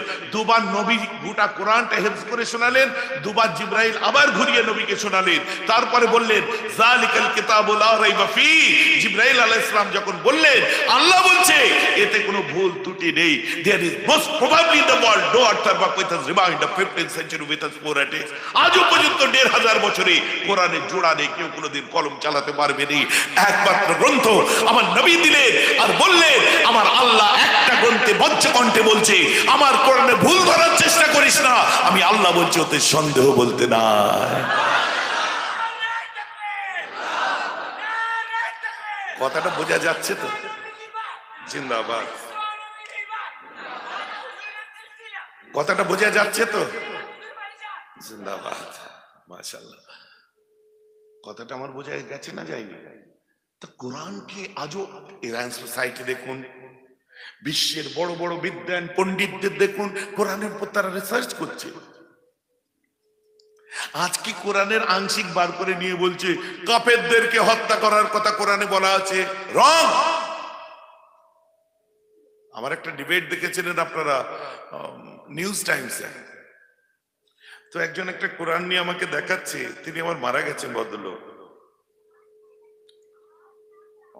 কোন একটা সংগঠনে ছিলেন, যাই হোক, বলছে এই দেখুন আপনার কোরআনের এত নাম্বার ভার্সের মধ্যে লিখছে যে কাফেরদেরকে হত্যা করে দাও।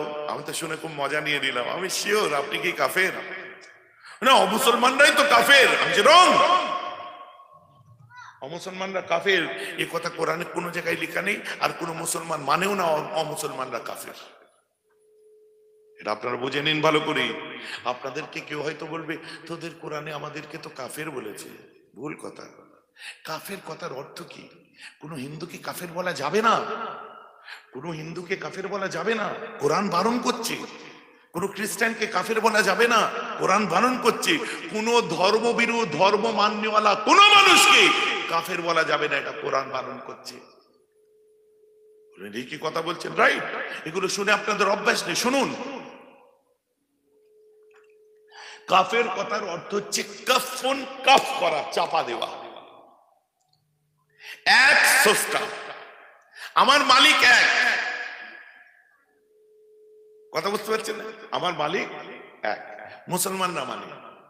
কোন হিন্দু সম্প্রদায়ের মানুষ থাকলে তাকে জিজ্ঞাসা করুন ব্রহ্মা কজন, স্রষ্টা কজন তোমরা মানো? কি বলবে? এক তো ব্রহ্মা, একই স্রষ্টা। এটা খ্রিস্টানকে জিজ্ঞেস করুন ভাই গড কটা, বলছে গড হচ্ছে একজন। এবার তাদের মধ্যে প্রোটেস্টাইন আছে, রোমান আছে, ক্যাথলিক আছে, উইটনেস আছে, বিভিন্ন রকম আছে। কেউ নিউ টেস্টামেন্ট ফলো করে, কেউ ওল্ড টেস্টামেন্ট ফলো করে। তো গসপেল অফ জনের মধ্যে দেখুন বা গসপেল অফ ম্যাথুতে দেখুন, পরিষ্কার করা আছে যে গড কারা। আমাদের যেমন সূরা বলে, বাইবেলের গসপেলস আছে বিভিন্ন, তারাও বলছে গড হচ্ছে একজন। এবার তার স্ত্রী আছে, তার ছেলে আছে। হিন্দু সম্প্রদায়ের মানুষ বলছে স্রষ্টা হচ্ছে একজন, এবার তার বিভিন্ন রূপ আছে, কালী রূপ আছে, দুর্গা রূপ আছে, সরস্বতী রূপ আছে, বিভিন্ন রূপে আমরা পুজো করি। কথা বুঝতে পারছেন না? মুসলমানকে জিজ্ঞেস করুন স্রষ্টা কজন, বলছে একজন। কটা রূপে পুজো করো? বলছে না আমরা কোনো জিনিসের শরিক করি না, আমরা নিরাকারই, আমরা আল্লাহকে ইবাদত করি। কথাটা আমি ঠিক বলছি না ভুল বলছি? কথাটা বোঝার জিনিস। এখন আপনি লক্ষ্য করে দেখুন, কেউ নিরাকারে বিশ্বাসী, কেউ আকারে বিশ্বাসী। বিশ্বাস কাকে করছে? খোদাকে করছে। আল্লাহ বলছে ইন্নাদ-দীন ইনদাল্লাহিল ইসলাম, তোমার কাছে আল্লাহর কাছে মনোনীত ধর্ম হচ্ছে ইসলাম। এটা আমি মুসলমান, আমার ধর্ম বিশ্বাস, যেহেতু আমি শিরক বা আমরা তার সঙ্গে কারো শরীক করি না। হিন্দু ধর্মের ঋগ্বেদ সব থেকে পুরাতন, ঋগ্বেদ, অথর্ববেদ, যজুর্বেদ, সামবেদ। ঋগ্বেদের মধ্যে কি লিখছে? স্বধর্ম নিধন শ্রেয়, নিজের ধর্মই তোমার কাছে শ্রেষ্ঠ। কোন জায়গায় লেখে নেই তার জন্য অন্যের ধর্মকে খারাপ বলা। কথা বুঝতে পারছেন? এখানে কি বুঝছেন? একটা হিন্দু ধর্মের ছেলের জন্য ওটাই শ্রেষ্ঠ। কোনটা? সেটা হচ্ছে যে তার ধর্ম যেটা বলেছে যে তার জন্য শ্রেষ্ঠ ধর্ম, তার ধর্মটাই, তার নিজের ধর্মটাই। যেমন আমার বিশ্বাস আল্লাহর কাছে শ্রেষ্ঠ আমারটাই, খ্রিস্টানের বিশ্বাস আল্লাহর কাছে শ্রেষ্ঠ তাদেরটাই। এবার আমার আল্লাহ যেটা বিচার করবেন, আমি আমার বিশ্বাসের উপরে থাকবো, সে তার বিশ্বাসের উপরে থাকবে, খ্রিস্টান তার বিশ্বাসের উপরে থাকবে। আমি জানি আমারটা আল্লাহর কাছে শ্রেষ্ঠ, আমি জান্নাতে যাব। সে জানে তারটা শ্রেষ্ঠ, আমি স্বর্গে যাব। খ্রিস্টান জানে তারটা শ্রেষ্ঠ, সে প্যারাডাইসে যাবে, হেভেনে যাবে। কথা বুঝতে পারছেন না? আমি আমার বিশ্বাসের উপর অনড় থাকলেই তো হলো। অতএব এক স্রষ্টা যদি সবাই মানে, সে কোনদিন সত্যকে চাপা দিল না। মালিক এক, উপরওয়ালা বলে কি বলে না? ঠিক আছে, আমি আল্লাহ বলি, আমি আমার জায়গায় ঠিক, সেও এক মেনে যেটা বলে সে তার জায়গায় ঠিক। খ্রিস্টান এক মেনে যেটা বলে তার জায়গায় ঠিক। বিচার কে করবেন? আল্লাহ। ওটা নিয়ে আপনার কুটকুটিনির কোনো প্রয়োজন নেই। কথাটা বুঝতে পারছেন কি পাচ্ছেন না? ওটা নিয়ে আপনার ভাবার দরকার নেই। এখন কাফের কাদেরকে বলে? যারা বলছে আল্লাহ টাল্লাহ কিছু নেই, জন্মান্তর কিছু নেই, আখেরাত কিছু নেই, কিয়ামত কিছু নেই, পৃথিবীতে এসেছো মজা করে চলে যাও। আর এসব বাজে ভুল কথা যেটা চোখে দেখো না ওটা বিশ্বাস করো না। We can't believe on the metaphysical, we believe only on practical, that is our ethics. যারা বলছে ওদেরকে বলা হয় অ্যাথিস্ট। অ্যাথিস্ট মানে নাস্তিক, আর নাস্তিকদেরকে বলা হয় কাফের। এখন কোন হিন্দু ভাই যদি মনে করে আমাকে তো কাফের বলেন, আমি প্রশ্ন করব, আপনি তো ধর্ম মানেন, আপনাকে কাফের বলা হয়নি, আপনি শিরক করেন। কথাটা বুঝতে পারছেন না? খ্রিস্টান, আপনাকে তো কাফের বলা হয়নি, আপনি তো ধর্ম মানেন, আপনি তো নাস্তিক নয়, আপনি শিরক করেন। মুসলিমকে যদি বলা হয় আপনি ধর্ম মানেন, আমি শিরক করি না, শিরক মানে সমতুল্য। আমরা রূপে যারা বিশ্বাস করে তারা সমতুল্য করে, সেটাকে শিরক বলা হয়। কথা বুঝতে পারছেন? খ্রিস্টানরাও শরিক করছে, আমরা কারোর সঙ্গে শরিক করি না, ফাইনাল। কথাটা বুঝতে পারছেন? অতএব যারা এইসব কিছুই মানবে না তাদেরকে এথিস্ট বলা হয়, নাস্তিক বলা হয়। অথচ তারা নিজেদেরকে সোশ্যালিস্ট বলে। সোশ্যালিস্টের আর এথিস্টের মধ্যে আবার অনেক তফাৎ, ওদিকে আমি আর যাব না। কথাগুলো আমার বুঝতে পারছেন কি পাচ্ছেন না? ভেতরে পরিষ্কার হচ্ছে তো নাকি? একবারে হবে না। বয়সপুরে ট্রেনিং সেন্টার করুন, যেখানে বছরে 2-3বার আমি আসতে পারবো, না হলে আমার বোর্ডের যে কোনো একজন মেম্বার আসবে, এসে তারা এই সংক্রান্ত আলোচনা করবে। আপনারা নিশ্চয় খবর পেয়েছেন 11টা দেশ মিলে একটা ওয়েবসাইট লঞ্চ করেছে। আপনারা খবর পেয়েছেন জানেন তো? যার মধ্যে ওয়ার্ল্ডের 1 নম্বর যিনি কারি, দুবার প্রথম হয়েছে সারা বিশ্বে, জামিয়া আল আজহারে তিনি আপনার কারি বিভাগে বিভিন্ন দিন পড়াচ্ছেন, এখনো পড়াচ্ছেন। তার নাম হচ্ছে আহমদ বিন ইউসুফ সাহেব শেখ। শুনেছেন তো? স্টুডেন্ট আছে নাকি এর মধ্যে? এর মধ্যে বেসিকও আছে।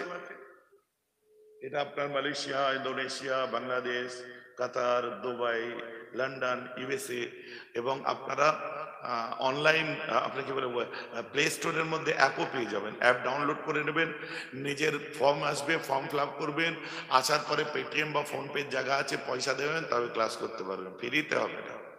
10 টাকার তাবিজ দেবো, ফেলে দিয়ে চলে যাবেন, 1000 টাকায় তাবিজ দাও, বুকে করে নিয়ে যাবে। এই যে ট্রেনিং সেন্টার, ফ্রিতে হবে না।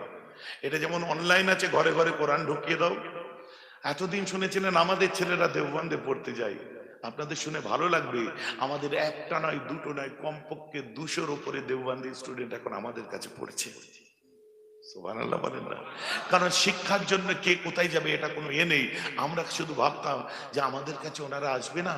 হ্যাঁ, একটা ইনস্টিটিউট করা হয়েছে যেখানে তানারাও এসে পড়াশোনা করছেন। তার মানে কতটা পারফেক্ট জায়গা বুঝতে পারছেন? বিভিন্ন স্টুডেন্টসরা তারা এসেছে। এবারে আর একটা কনসেপ্ট আছে, সেটা হচ্ছে বেসিক কোরআন ট্রেনিং। তার মধ্যে আপনার বাড়ির বউ, ছেলে, মেয়ে, ঝি সবাই ভর্তি হতে পারবে। এবং তাতেও যারা পড়াচ্ছেন সব যোগ্য, আমাদের এখান থেকে যারা প্রথম স্থান অধিকার করেছে সেই সব কারীদেরকে অ্যাপয়েন্ট করা হয়েছে। একটা ব্যাপক খরচার জায়গা। আপনারা ঘরে বসে 1 ঘন্টা করে পড়েন, আল্লাহর কোরআন শিখে নেন। কি করে মাথায় এলো? ভাবলাম একটা নেক্সট লেভেল ভাবতে হবে। সেই নেক্সট লেভেল ভাবনাটা কি? নেক্সট লেভেল ভাবনা কি? দেখি ঘরে বসে যখন কলেজ হতে পারে, স্কুল হতে পারে, তো ঘরে বসে কোরআন কেন শেখা যেতে পারে না? তো আল্লাহ নামালেন। আমি আপনাদের বলেছিলাম যে আমি আমার নিজের জায়গা থেকে যখন চলবো, তখন জলসা জুলুসের দিকে আমার খেয়াল একটু আলাদা পড়বে। ইন্টারন্যাশনালি প্রজেক্ট করা কাজ, টেকনোলজিকে ব্যবহার করা কাজ। তো তারই একটা অফলাইন প্রজেক্ট আমাদের আছে, কনসেপ্ট আছে, যেটা হচ্ছে প্রত্যেক এলাকায় এলাকায় গিয়ে আমাদের 3 মাস ত্রৈমাসিক একটা জিকিরের মজলিস। শুধু ইল্লাল্লাহ জিকির হবে তা নয়, লাস্টে 5 মিনিট তালকিনে জিকিরের মধ্যে দিয়ে শেষ হবে, কিন্তু 1.5 ঘন্টা থেকে 2 ঘন্টার ক্লাস টোটাল এই আপনার আকীদার উপরে আলোচনা হবে। তাতে 2 মাস ছাড়া 200 টাকা তাদের পে করতে হবে। প্রজেক্টটা ভালো না খারাপ? সবাই বলবে। মুরব্বীরা তো অনেক কিছু জানেন, আমাদের যুবকদের জন্য প্রয়োজন আছে না নেই? তো আল্লাহর রহমতে 23 না 24টা জায়গায় আমাদের এই অফলাইনও চালু হয়েছে। গয়েশপুরেরও অফার জমা পড়েছে, ইনশাল্লাহ গয়েশপুরেও চালু হবে। আপনারা খুশি আছেন তো? সবাই খুশি আছেন তো? 3 মাস কি 2 মাস ছাড়া ছুটির দিনে একবার বসতে পারবেন না? পারবেন তো নাকি? বসে আমাদের এগুলো শেখা জানার প্রয়োজন আছে, নাহলে আমাদের ছেলেরা শুধু হই হই করবে। আজকে যে আলোচনাটা হলো, এই আলোচনাটার মধ্যে কি আছে আপনাদের মনে ইতমিনান হলো কি হলো না? আরে সামান্য মরে পর্যন্ত শান্তি নেই। আমার গাড়িটা স্টার্ট দিল, দেখো, আরে দেখো ঠেকে ঠেকে না যায়, ও মকবুল দা আছে, অসুবিধা নেই। ওই 21 বছরের পুরনো গাড়ি, এখনো দাগ লাগতে দিইনি, খুব যত্ন করে রেখে দিই, বুঝতে পেরেছেন? তো আমি যেটা বলছিলাম, এক একজনের এক একটা নেশা হয়, আমার নেশা, আমি কি করবো? কথা বুঝতে, নিজের হাতে মোচামুচি করা, করা। নতুন গাড়ি তো সবাইরই চকচক করে, আমার পুরনোটা চকচক করছে, এটার জন্য আপনারা বাবা দেবেন না? যাক, কাউকে বিরক্ত লাগছে নাকি? মোটামুটি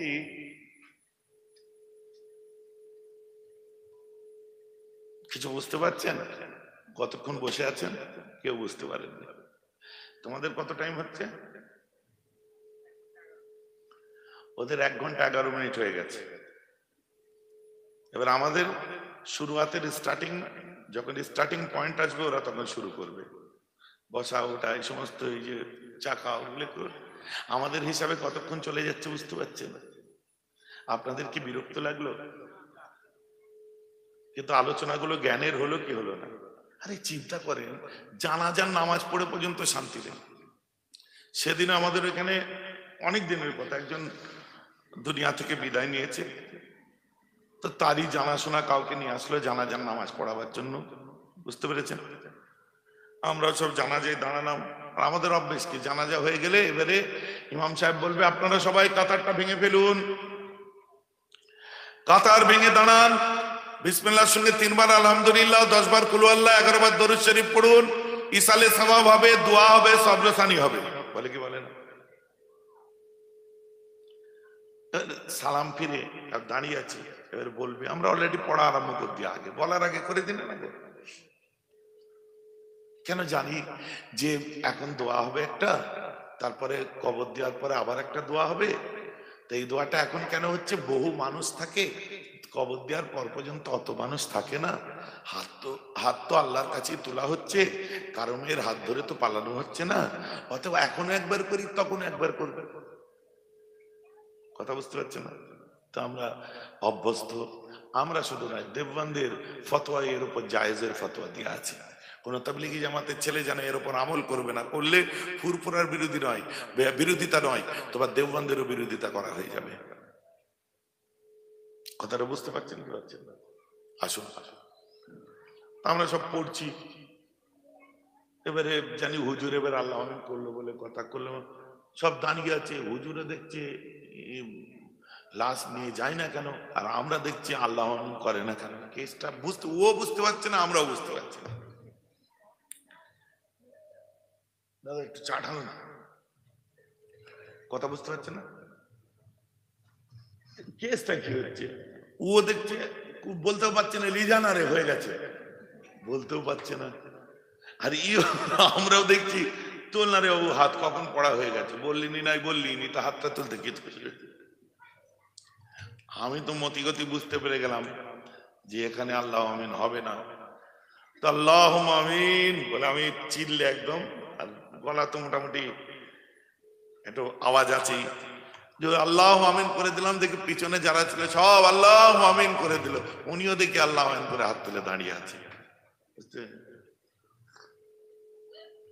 পাবলিক ভাবছে এই হুজুরের ছেলের জন্য আদবে হাত তুলে নেয়, আর ও ভাবছে যে আমি তো তুলি না। কেসটা কিরকম টাইপের হচ্ছে বুঝলেন? কারো বুঝতে ভুল হচ্ছে কিনা, সবই সব ঠিকঠাকই আছে এখন পর্যন্ত।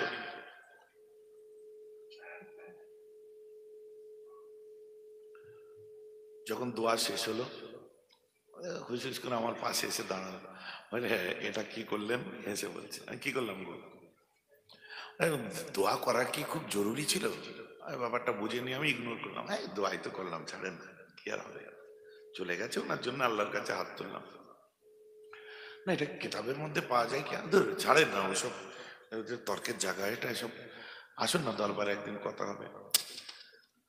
বলছে না আপনি যে দোয়া করলেন আমার তো শিখে নিতে হবে, এটা কি হাদিস কোরআনের মধ্যে পাওয়া যায়? চলেন সাইডে চলেন, মানে ভিড়ের মধ্যে আলোচনা করা যায়?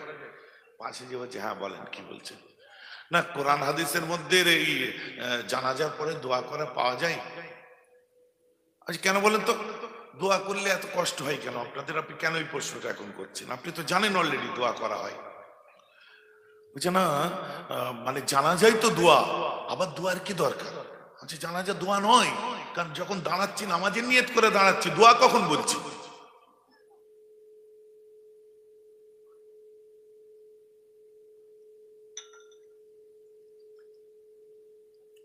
আল্লাহর হামদ, যারা আরবিতে নিয়ত জানেন না বাংলায় করে নিন।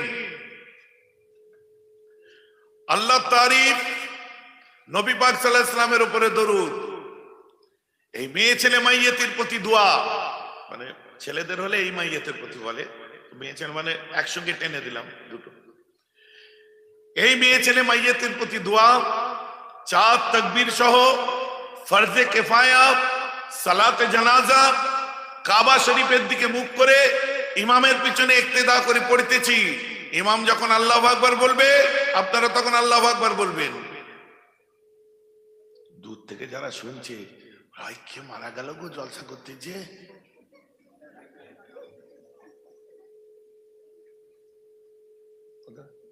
কেউ মারা যায়নি, আমি দোয়া শেখাচ্ছি। এরকম হতেই পারে যে ওদের ওয়াজে একটা জানাজা হয়েছে, জানো না গো জানাজা হয় না, হুজুর নিয়ত করলো, আমি কসম বলছি নিজের কানে শুনেছি, কসম খেয়ে নি, বলছে আল্লাহ কসম আমি শুনলাম আমার কান, আর সত্যি আমি নিয়ত করেছি। এই নিয়ত কখন করে? কেউ মরলেই করে।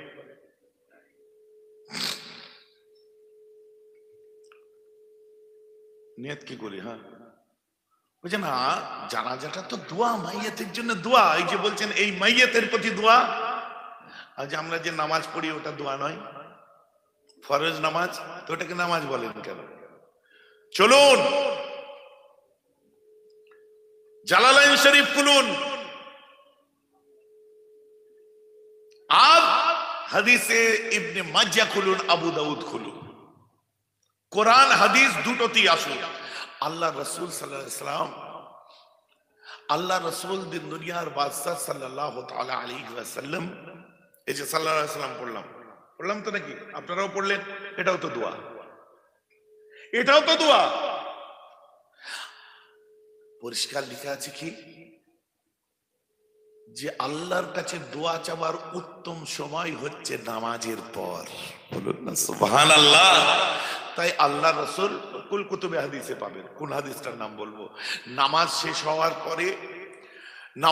হওয়ার পরে আল্লাহ রাসূল বসতেন, বসে দোয়া দরুদ তাসবিহ পড়তেন, পড়ে উঠে চলে যেতেন। আবার আল্লাহ রাসূল নামাজের পরে বসতেন, নামাজ সালাম ফিরে দোয়া দরুদ তাসবিহ পড়তেন, পড়ে এত কাঁদতেন যে আল্লাহ রাসূলের চোখের পানিতে হাতের তালু ভিজে যেত। চোখের পানিতে হাতের তালু ভিজবে মানে, নামাজে যদি বসে হাত কোথায়?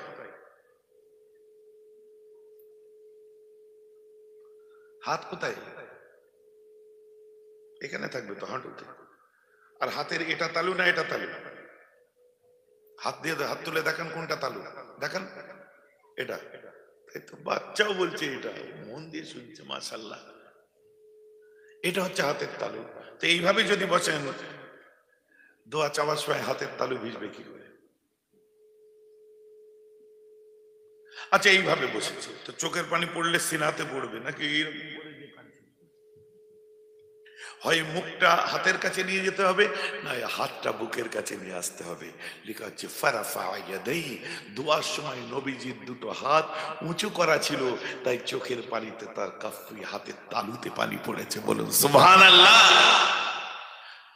তো আমরা সম্মিলিত মুনাজাত করি নামাজের পরে, আমার নবী এবং একাধিক জায়গায় সাহাবায়ে কেরামরা করেছে, না নবী তাসবিহ তো পড়েছে। আল্লাহ রাসূল যদি সবসময় হাত তুলে দোয়া করতেন, তাহলে সাহাবারা ওর উপর আমল করত, আর ওটা উম্মতের জন্য ফরজ হয়ে যেত। তাই আল্লাহ রাসূল অপশন রেখে দিলেন, অপশন রাখলেন। তো আমরা প্রত্যেকবারে হাত তুলি, আমার রাসূলের অনুকরণ করে হাত তুলে থাকি। অতএব হাত তুলে মুনাজাত করা হাদিসে নেই, কোন আহলে হাদিস যেন আজকের পরে বলবেন না, কারণ আপনাদের শুরুয়াতটা হচ্ছে শিয়া থেকে। এখন আহলে হাদিসের ছেলেরা শুনলে চমকে উঠবে, এটা আপনি কি বলছেন? শিয়া থেকে আলে হাদিসের জন্ম? হ্যাঁ গুরু। আতুর ঘর কোনটা জানো না তোমরা? ওই জন্য বলি পড়াশোনা করো, এদের পাল্লায় পড়ুনি। বাপ দাদু যে লাইনে চলেছে চলো, আল্লাহ রসুলকে পাবে। এই লাইনে গেলে কোথায় হারিয়ে দেবে, নিয়ে যে বেঁচে দেবে বুঝতে পারবে। কবর যেন তো শিয়ারা করে এইসব, আপনার এই সমস্ত শিয়ারা করে, ও তো শিয়াদের কাজ। আমাদের খালি কথায় কথায় শিয়া বলে গালাগাল দিয়া এবার অস্ত্র বার করেছি।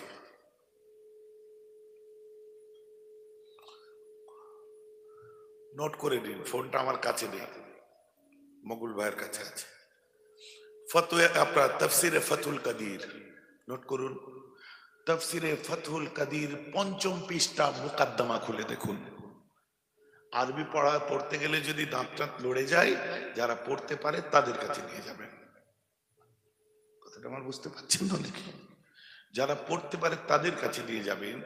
ভারতবর্ষের বুকে প্রথম আহলে হাদিস নামক দলটা যিনি চালু করেছিলেন, তার নাম হচ্ছে আব্দুল হক ফজলে হিন্দ, যাকে আব্দুল হক বানারসি বলা হয়। এটা কোনো আহলে হাদিসের ছেলে অস্বীকার করতে পারে না। আর তানার শায়েখ কে ছিল? তানার শায়েখ ছিল ইমাম শাওকানি। আর ইমাম শাওকানি ইয়ামান ছাড়ার পিছনে কারণ কি দেখুন। বলছি ইমাম শাওকানির আপনার তালিমটা ছিল, এবং তিনি যে সোহবত দিয়েছিলেন তার শায়েখ উনি ছিলেন আপনার ইমাম শাওকানি, তিনি একজন শিয়া ছিলেন। আর এই শিয়ার কাছে শায়েখ হিসাবে ধরলেন কে? ইমাম শাওকানির প্রথম স্থানের আপনার ছাত্রদের মধ্যে একজন হচ্ছে এই ফজলে হিন্দ, যাকে আব্দুল হক বানারসি বলে। ইমাম শাওকানি শিয়া মতবাদ অনুযায়ী ফতোয়া দিতেন এবং নিজে চলতেন, এবং তার কাছে থেকে আব্দুল হক বানারসিও সেই পথ অবলম্বন করলেন। পরে ইমাম শাওকানিকে ইয়ামান থেকে বার করে দেওয়া হলো, কারণ ইয়ামানে তো এসব চলে না। তারপরেও তিনি তার জায়গায় দৃঢ় থাকলেন, এবং তার শায়েখ হিসাবে আব্দুল হক বানারসি ইমাম শাওকানিকে ধরলেন, এবং তার ফতোয়াকে তারজি দিতে দিতে ভারতবর্ষে এসে প্রথম আহলে হাদিস দল চালু করলেন। গুরু, আজকে যারা আমাকে বলবে এসব তো শিয়াদের অনুকরণ, মায়ের আঁতুরটাই তো তোমার শিয়া, সেখান থেকেই তো জন্মেছো তোমরা। জবাব দাও, কোন চ্যালেঞ্জ করবে? বসো। আপনাদের একটু শখ লাগলো না? লাগারই কথা। এর জন্মটাই শিয়া থেকে। আর এই ইতিহাসটা বললাম, এই যে হিস্ট্রিটা শোনালাম, এ একদিনের কাজ নয়। এতক্ষণ একটা ঘটনা ধরলে 3 ঘন্টা চলে যেত, আর তাতে যদি গয়না পরিয়ে দিতাম 3.5-4 ঘন্টায় চলে যেত। এই যে আলোচনাটা করছি, কোনো ঘটনা এখন পর্যন্ত আপনাদেরকে শোনাইনি আমি। আর এই যে 1 ঘন্টা 1.5 ঘন্টায় আলোচনা করছি, এর পিছনে কতটা খাটতে হয়েছে নিশ্চয়ই আপনারা বুঝতে পারছেন। কথাটা আমার বুঝতে পারছেন কি পারছেন না? এইভাবে আমি মুখোশ একটা একটা করে সব যদি খুলতে আরম্ভ করি, আপনাদের আসল মুখোশ খুলে যাবে। কাজ নেই, কম্ম নেই, এত পয়সা আসছে কোত্থেকে, কেস গন্ডগোল হয়ে যাবে। অতএব ঘুমন্ত বাঘের লেজে পা দেবেন না, জ্বালাবেন না। সিলসিলায় ফুরফুরা শরীফের একটা একটা বাচ্চা বাচ্চা হচ্ছে ঘুমন্ত শেরের মতো। এরা চুপ করে থাকে, শুয়ে থাকে, হেলে থাকে, বসে থাকে। এদের লেজে পা দিয়ে রাগাবেন না, এদের এক থাবায় আপনাদের শেষ করে দেবে, কারণ এদের থাবার পিছনে জোর আমার রাসূলুল্লাহর ঈমানই আছে। জোরে বলুন সুবহানাল্লাহ। লাগবেন না। পেছনে চায়ের দোকানে বলুন ঠিক আছে, মাচাই বলুন ঠিক আছে, ও মাচানে মুক্তি অনেক আছে, চায়ের দোকানের মুক্তি অনেক আছে, ফোড়ন কাটা মুক্তি অনেক আছে, এদিকেও থাকতে পারে। কথা বুঝতে পারছেন না? গয়েশপুর হুজুরের দরবারে কি কাণ্ডটা হয় দেখেছেন? তবে কাণ্ডটা দেখে গয়েশপুরের হুজুর সম্পর্কে কিছু বলতে পারো না, কারণ ওইখানে কিছু বলতে গেলে এই হুজুরের গোলাম যারা আছে, যারা আলেম ওলামা, তোমাদের ছেড়ে কথা বলবে না। কথাটা আমার বুঝতে পারছেন না? আমার কাছে যে বলে মানবে না। এত হুজুর আসতে কই ঠিক করতে পারছে না, তো আমাদেরকে শোনাই বাজি বলতে। সবার চেষ্টা সব রকম ভাবে থাকবে। আমার আল্লাহ যেদিন মনে করবেন সুন্দর করে আবার ঠিক করবেন, আল্লাহর উপর ছেড়ে দিলেন। ওখানে যেহেতু সেজদা আমরা আমাদের সিলসিলার একটা ছেলেও করে না, করে? জোরে বলুন করে? তাহলে অপবাদ দেওয়াটা বন্ধ করুন, আর মানুষের ফোঁড়া টিপাটা বন্ধ করুন। ফোঁড়া টিপা বোঝেন? ফোঁড়া টিপা বোঝেন না? এই ফোঁড়া টিপা বন্ধ করুন, আর অপবাদ দেওয়া বন্ধ করুন। কার কোন জায়গায় দুর্বল জায়গা আছে সেখানটা টিপবো, আগে থেকে টার্গেট করে রাখা, ও বন্ধ করুন। এখন তোমার যা ঘা হয়ে গেল, এই ঘা গুলো শুধরাও আগে ভালো করে। জানাজায় তো দোয়া না? আচ্ছা, জানাজায় যদি দোয়া হয়, এবার আসুন আলহামদুলিল্লাহ, আমরা নামাজে দাঁড়ালাম, আল্লাহু আকবার, সুবহানাল্লাহ সুবহানাল্লাহ।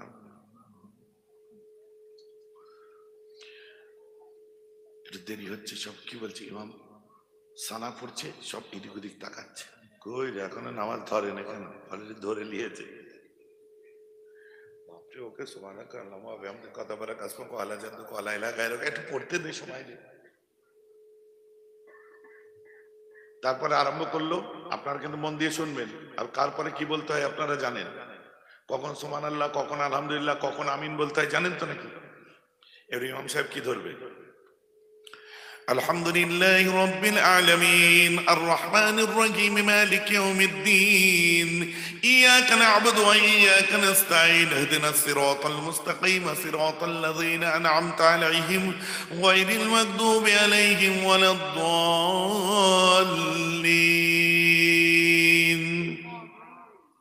সবাই বলেছেন?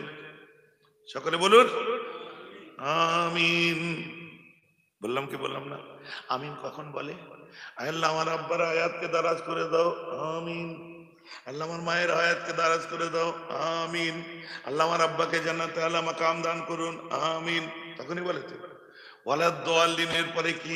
আমিন। হুজুর আমিন কেন বললেন? ওটাও দোয়া, জানাজাও দোয়া, ও নামাজে দোয়া, এই দোয়া। আপনি কি নামাজ তুলে দেবেন এবারে? কথাটা বুঝতে পারছেন? তাহলে নামাজই উঠে যাক, যেখানে দেবেন সেটাই তো দোয়া। যাবেন কোথায়? কেসটা কি হচ্ছে? গন্ডগোল লাগছে। এবার আসুন, ব্যাপারটা কি? সুবহান রাব্বিয়াল আলা, এটা কি? এটা তাসবিহ। তাসবিহ মানেই তো দোয়া। কথা না? সুবহান রাব্বিয়াল আযীম, এটা কি? হুজুর এটা তাসবিহ, এটা মানেই তো দোয়া। আশ্চর্য তোমার আজমত, আশ্চর্য তোমার বড়, এগুলি তো দোয়া। বড়প্পন মানে তোমার আলা মানে কি? উচ্চতা, মানে মহান, বিশাল। কথা বুঝতে পারছেন? আত-তাহিয়াতু লিল্লাহি ওয়াস সালাওয়াতু তাইয়্যিবাতু কি? দোয়া। ইয়া আল্লাহ, তোমার সিজদার ওযুদকে স্বীকার করে নিলাম, তুমি মহান, পবিত্র, পাক। কি দোয়া নয়? তাহলে নামাজ তুলে দিয়ে দোয়াই হোক এবার থেকে। নামাজ আর সালাত বলবেন না। আল্লাহ রাসূল কি বলেছেন? আপনারা তোমাদের জন্য দোয়া কায়েম করো, আকিমুদ দুআ, দোয়া কায়েম করো। নাকি বলছে আকিমুস সালাত, নামাজ কায়েম করো? না, ব্যাপারটা কি? জি, আলহামদুলিল্লাহর পরে আমিন আমিন বলতে হয়। আল্লাহ রাসূল বলছে, যখন তোমাদের ইমাম ইযা ক্বালাল ইমাম গায়রিল মাগদুবি আলাইহিম ওয়ালাদ-দাল্লিন ফাকুলু আমিন, 24 খানা সহিহ হাদিস থেকে প্রমাণিত। 24 আর 12 কত হচ্ছে? 36 খানা। এই 36 খানার মধ্যে 12টার দলিল দিয়েছে আহলে হাদিসরা, আর 24টার দলিল দিয়েছে হানাফিরা। সুবহানাল্লাহ। ভাইজান, এরা আবার 24টা আলাদা করে দিল কেন? টোটাল আমিন বলার ক্ষেত্রে হাদিসের দলিল 36 খানা একটা কিতাবে জমা করা হয়েছে। যে কিতাবটার কথা বলছি ভালো করে বুঝতে পারছেন যদি কিতাব বুঝনেওয়ালা হন। আল্লামা আলবানী করলে হবে না। বুঝতে পারছেন? বলি, বিরক্ত লাগছে না তো? খুব জরুরি জায়গা কিন্তু এটা। তাহলে টোটাল আমিন বলার ক্ষেত্রে 24 খানা একত্রিত করেছে। আরো সাইকড়ো হাদিস আছে কোরআন পাকের, কুতুবে তাফসীর আছে, সব জায়গায় পাবে। অন্যান্য হাদিসের কিতাব আছে আমিন সম্পর্কে।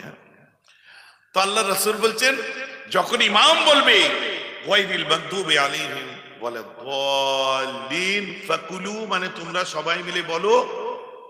কুলু হচ্ছে এটা বহু বচন, ফাকুল মানে এক বচন, একজনকে বলছে, একজনকে বললে কুল, যেমন নবীকে আল্লাহ বলতেন কুল, নবী আপনি বলে দিন, কুলু আপনারা বলে দিন। তখন কি বলছে ফাকুলু, যখন ইমাম ওয়ালাদ-দাল্লিন বলবে ফাকুলু তোমরা সবাই বলে বলো আমিন। আমরা তাই কি বলি, জোরে বলুন। ওই মসজিদে শোনা যায় না কেন? ওই দু চারজনের শোনা যায় কেন? তাহলে আল্লাহ রসুলের কথার বাইরে আপনারা চলছেন, আর আল্লাহ রসুলের কথার পক্ষে আহলে হাদিসরা চলছে।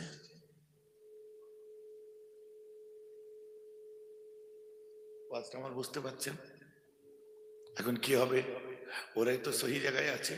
হ্যাঁ, ওরা যে জোরে বলে ওটার পক্ষে 12খানা হাদিস আছে, যে হাদিসের পিছনে ফাকুলু আমিন পর্যন্ত শেষ।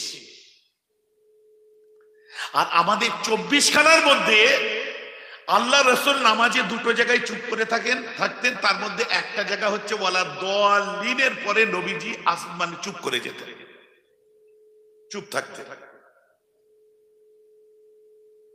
আর একটা কোন জায়গা? সামি আল্লাহু লিমান হামিদার পরে রব্বানা লাকাল হামদ যে বলি, নবীজি চুপ থাকতেন। কেউ কেউ বলছে আচ্ছা চুপ থাকতেন এক।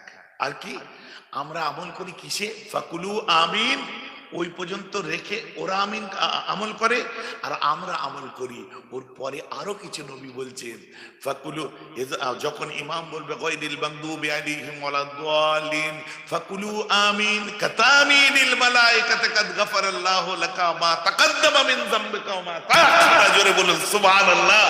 বলছে ফাকুলু আমিন, তোমরা সবাই মিলে আমিন বলো কাতামিনিল মালায়েকাতি, যেমন করে মালায়েকা ফেরেশতারা আমিন বলে তোমরাও তাদের মতো আমিন বলো।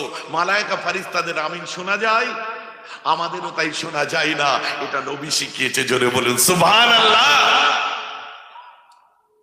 ওয়াজ বুঝা গেল? চশমা ভাঙলো? হ্যালো, আমার কথা আপনারা বুঝতে পারছেন তো নাকি? কি বুঝা গেল সব মিলিয়ে? এরপর থেকে দেখবেন আমরা যখন নামাজ পড়ি গায়রিল মাগদুবি আলাইহিম ওয়ালাদ-দাল্লিন আমরা চুপ করি, বলি তো নাকি? পাশ থেকে আমিন, তখন আমাদের সন্দেহ হয় ও ঠিক না মই ঠিক, ও ঠিক না আমি ঠিক, কি হলো? লাস্টে ও বলছে হাদিসে আছে, তা আমরা আসতে বলি কেন? কি ঠিক বলতে কেন? আমার দাদা হুজুর যা করেছে আমরা তাই করি, মনের ইতমিনান নিয়ে নিলাম। বারহাত উলিল আমর মানাটা হচ্ছে ওয়াজিব। বলুন না সুবহানাল্লাহ। কখন? যখন নাকি উসামার যুদ্ধ হয়েছিল। উসামা মানে উসামা বিন লাদেন নয়, জঙ্গির যুদ্ধ না, ও আরেক জঙ্গি ছিল উসামা, বুঝতে পেরেছেন? যখন উসামার যুদ্ধ হয়েছিল, যখন মুরতাদদের বিরুদ্ধে যুদ্ধ হলো, যখন মুনকারে যাকাতদের বিরুদ্ধে যুদ্ধ হলো, যখন কি উসাইলামা কাজ্জাবের বিরুদ্ধে যুদ্ধ হলো। আল্লাহ রাসূল ইন্তেকালের পরে 4টে যুদ্ধ হয়েছে। আবু বকর সিদ্দিক খেলাফত নিলেন, নেওয়ার পরে বলে চলো যুদ্ধ করতে যাবো। সবাই মিলে বললো হুজুর এই মাত্র আল্লাহ রাসূল ইন্তেকাল করেছেন, এখন যুদ্ধে গেলে চলবে না। বলছে না না চলো যুদ্ধে যেতে হবে, তোমরা না গেলে আমি একাই যাবো। উনি ঘোড়ার পিঠে উঠে পড়লেন। কার কার বিরুদ্ধে যুদ্ধ? মিথ্যে নবী দাবি করেছিল, কথা বুঝতে হয়েছে? মুরতাদ, যারা নবী চলে গেছে আর কোনো লাভ নেই, বাপদাদুর ধর্মে ফিরে আয়, তাদের বিরুদ্ধে। আর একটা জাকাত দিতে হবে না বলে অস্বীকারী, তাদের বিরুদ্ধে। এর মধ্যে বহু মানুষ আছে জাকাত মেরে খায়, রাগ করলে হবে না, বুঝতে পেরেছেন? মানে এদের বিরুদ্ধে যুদ্ধ হয়েছে প্রথম ইসলামের নবী ইন্তেকালের পরে প্রথম যুদ্ধ। জাকাত যারা দিত না ঠিকঠাক তাদের বিরুদ্ধে। আমি কি বুঝবো? আমি তো জাকাত তুলে নিয়ে পাঠি, আমি দেওয়া পাঠি থরি। আমি আমার কথা বললাম। আর প্রথম ওয়াজ মনে রাখবেন, ও কসাইয়ের ছেলে, ওর মাথায় কাটা আসবে। খারাপ লাগছে নাকি শুনতে? ও তুলে খাওয়ার ছেলে, ওর মাথায় তুলে খাওয়া আসবে। আমি যেটা বলছি মতলাকের কারো বিরুদ্ধে নয়। মাথায় সাদা চশমা পরে আমায় দেখুন, রঙিন চশমা লাগাবেন না, কোন হুজুরের চশমা লাগাবেন না, কোন পীরজাদার চশমা লাগাবেন না, কোন মৌলানার চশমা লাগাবেন না, কোন কালারের চশমা না পরে মুজাদ্দেদে জামানের চশমা পরে আমায় দেখুন। কারণ আমার মুজাদ্দেদে জামানের আওলাদ যত তার আওলাদ আছে প্রত্যেকের পায়ের ধুলো মেহরাবের চোখের সুরমা, যেহেতু সব কুরাইশ বংশের রত্ন, প্রত্যেকের পায়ের জুতো আমার মাথার তাজ। কিন্তু আমি সবাইকে মেনে চলি না, মেনে চলি বঙ্গপুত্র আবু বকরের রসুলকে। বলুন সুবহানাল্লাহ। এবং তার রসুল যারা মেনে চলেছে আমি সেই তাদেরকেও, তাদের রসুলটাও মেনে চলি। আমি 5 হুজুরের রসুল মেনে চলি না। 5 হুজুরের চলে না, না 5 হুজুরের কোনো রসুল ছিল না। 5 হুজুর যে দাদা হুজুরের রসুলটা স্প্রেড করেছে। সূক্ষ্ম কথার মার প্যাচে কমেন্ট করার সময়, খোঁচা মারার সময় নিজেকে জাহেলে পরিণত করবেন না, অজ্ঞতার পরিচয় দেবেন না। আমার আব্বা পীর আল্লামা নুরউদ্দিন সিদ্দিকী, আমার দাদু পীর আল্লামা আমার চাচা পীর আল্লামা সাইফুদ্দিন সিদ্দিকী, আমার মুরব্বীরা, আমার 5 দাদু আলাদা করে কোনো রসুল ছড়িয়ে যাননি, বরং তিনি তার আব্বা মুজাদ্দিদ জামানের রসুলকে ছড়িয়ে গেছে। বলুন সুবহানাল্লাহ। তার জন্যই আমি বলেছিলাম যে আমার বাপ চাচা দাদুদের রসুল আমি মেনে চলি না, আমার বাপ চাচা দাদুরা যে রসুল মেনে চলেছেন এবং চলতে বলেছেন আমি সেটাই মেনে চলি। তাতে পুরো পীরজাদা বাদ পড়তে পারে, মৌলানা বাদ পড়তে পারে, হুজুর বাদ পড়তে পারে, হযরতজি বাদ পড়তে পারে, মৌলানা মনি সাহেব বাদ পড়তে পারে, আপনার সঙ্গে আমার বাদ পড়তে পারে, শ্রদ্ধা শ্রদ্ধার জায়গায়, ভালোবাসা ভালোবাসার জায়গায়, কিন্তু আপনার মতো করে আমি চলতে পারবো না। সরি, তাতে আপনি আমায় নেন নেন না নেন না, I don't care about that. What ever I do, আমি কি করছি আমি নিজে বুঝি, আপনাকে মতো আমি করতে পারবো না। কথাটা আমার বুঝতে পারছেন কি পাচ্ছেন না? বাকি সবার সঙ্গে সবার মহব্বত থাকতেই পারে, খবরদার বলবেন না এখন বড় বড় মৌলানা ধরেছো, বড় হুজুর ধরেছো, এসব ছোটখাটো ছোট মনের কথাবার্তা শুনবেন না, বলবেন না, শোনা পছন্দ করবেন না। মুজাদ্দিদ জামানের প্রত্যেকটা আওলাদকে শ্রদ্ধা করি, প্রত্যেকটা হক্কানি আলিম ওলামা, ইভেন ফুরফুরা শরীফ ছাড়াও যত হক মাশরাবের ওলিরা চলে গেছে প্রত্যেককে শ্রদ্ধা করি। এটাই হবে প্রকৃত উদার মনের ইমানি পরিচয়। হককে শ্রদ্ধা করব, বাতিলকে শ্রদ্ধা করব না। খারাপ লাগছে শুনতে আমার কথা? এবার আজকের পর থেকে আপনি যখন আমিন বলবেন, এখন কি মনে হবে ওরা ঠিক বলছে না মুই ঠিক করছি? এখন দেখবেন আমিন বলেও তৃপ্তি পাবেন, কারণ ও বাবা আমাদেরও তো হাদিসের দলিল আছে, বেশক আছে। ওরা 12টা দিয়েছে ওই ওই কিতাবে, আর আমাদের 24টা দেওয়া আছে, ওদের ডবল। ওরা 24টা দিলে আমরা 48টা দেবো। বলুন না সুবহানাল্লাহ। ছেলে খেলা ব্যাপার নয়, স্টাডি করুন, বুঝুন ফলসফা অফ ইসলাম কাকে বলে দেখুন, নিজেকে পিউরিফাই করুন, মাইন্ডসেট করুন। বুঝে অবুঝ হয়ে থাকলে কি হবে? নিজেকে জাজ করুন, নিজেকে আপনার চিন্তা করে দেখুন আপনি কোন জায়গায় আছেন। Either you are mentally strong, either you are strongly mental. কোনটা হয়? আপনি মানসিক ভাবে শক্ত, আর না হলে আপনি শক্ত ভাবে মানসিক ভারসাম্যহীন। হয় আপনি স্ট্রংলি মেন্টাল, একদম মেন্টাল, আর না হলে আপনি মেন্টালি স্ট্রং। কোনটা? কথাটাকে আমি বুঝাতে পারলাম? আমার 14 জন বলতেন না কি অবুঝকে বুঝাবে কে কোথায়, আমি মুখস্থ নেই তো তার সার কথা। জ্ঞানী যারা বুঝে তারা, আমার হুজুর কেবলা বলতেন, আমার মুখস্থ নেই তো এই সার কথা এটাই, যারা জ্ঞানী তারা বুঝতে পারবে, আর যারা অবুঝ তুমি যতই তাদের কাছে যাই এনে দাও তাদেরকে বুঝিয়ে কোনদিন পারা যাবে না।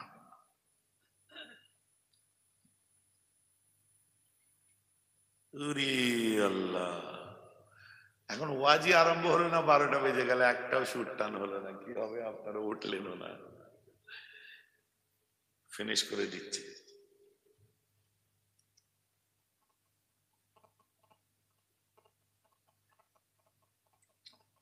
আজকে ওয়ার্ল্ড ওয়াইড যে জায়গাটা তৈরি হয়েছে, আমি একটু আপনাদেরকে নমুনা না দেখালে আমার মন কেমন করছে।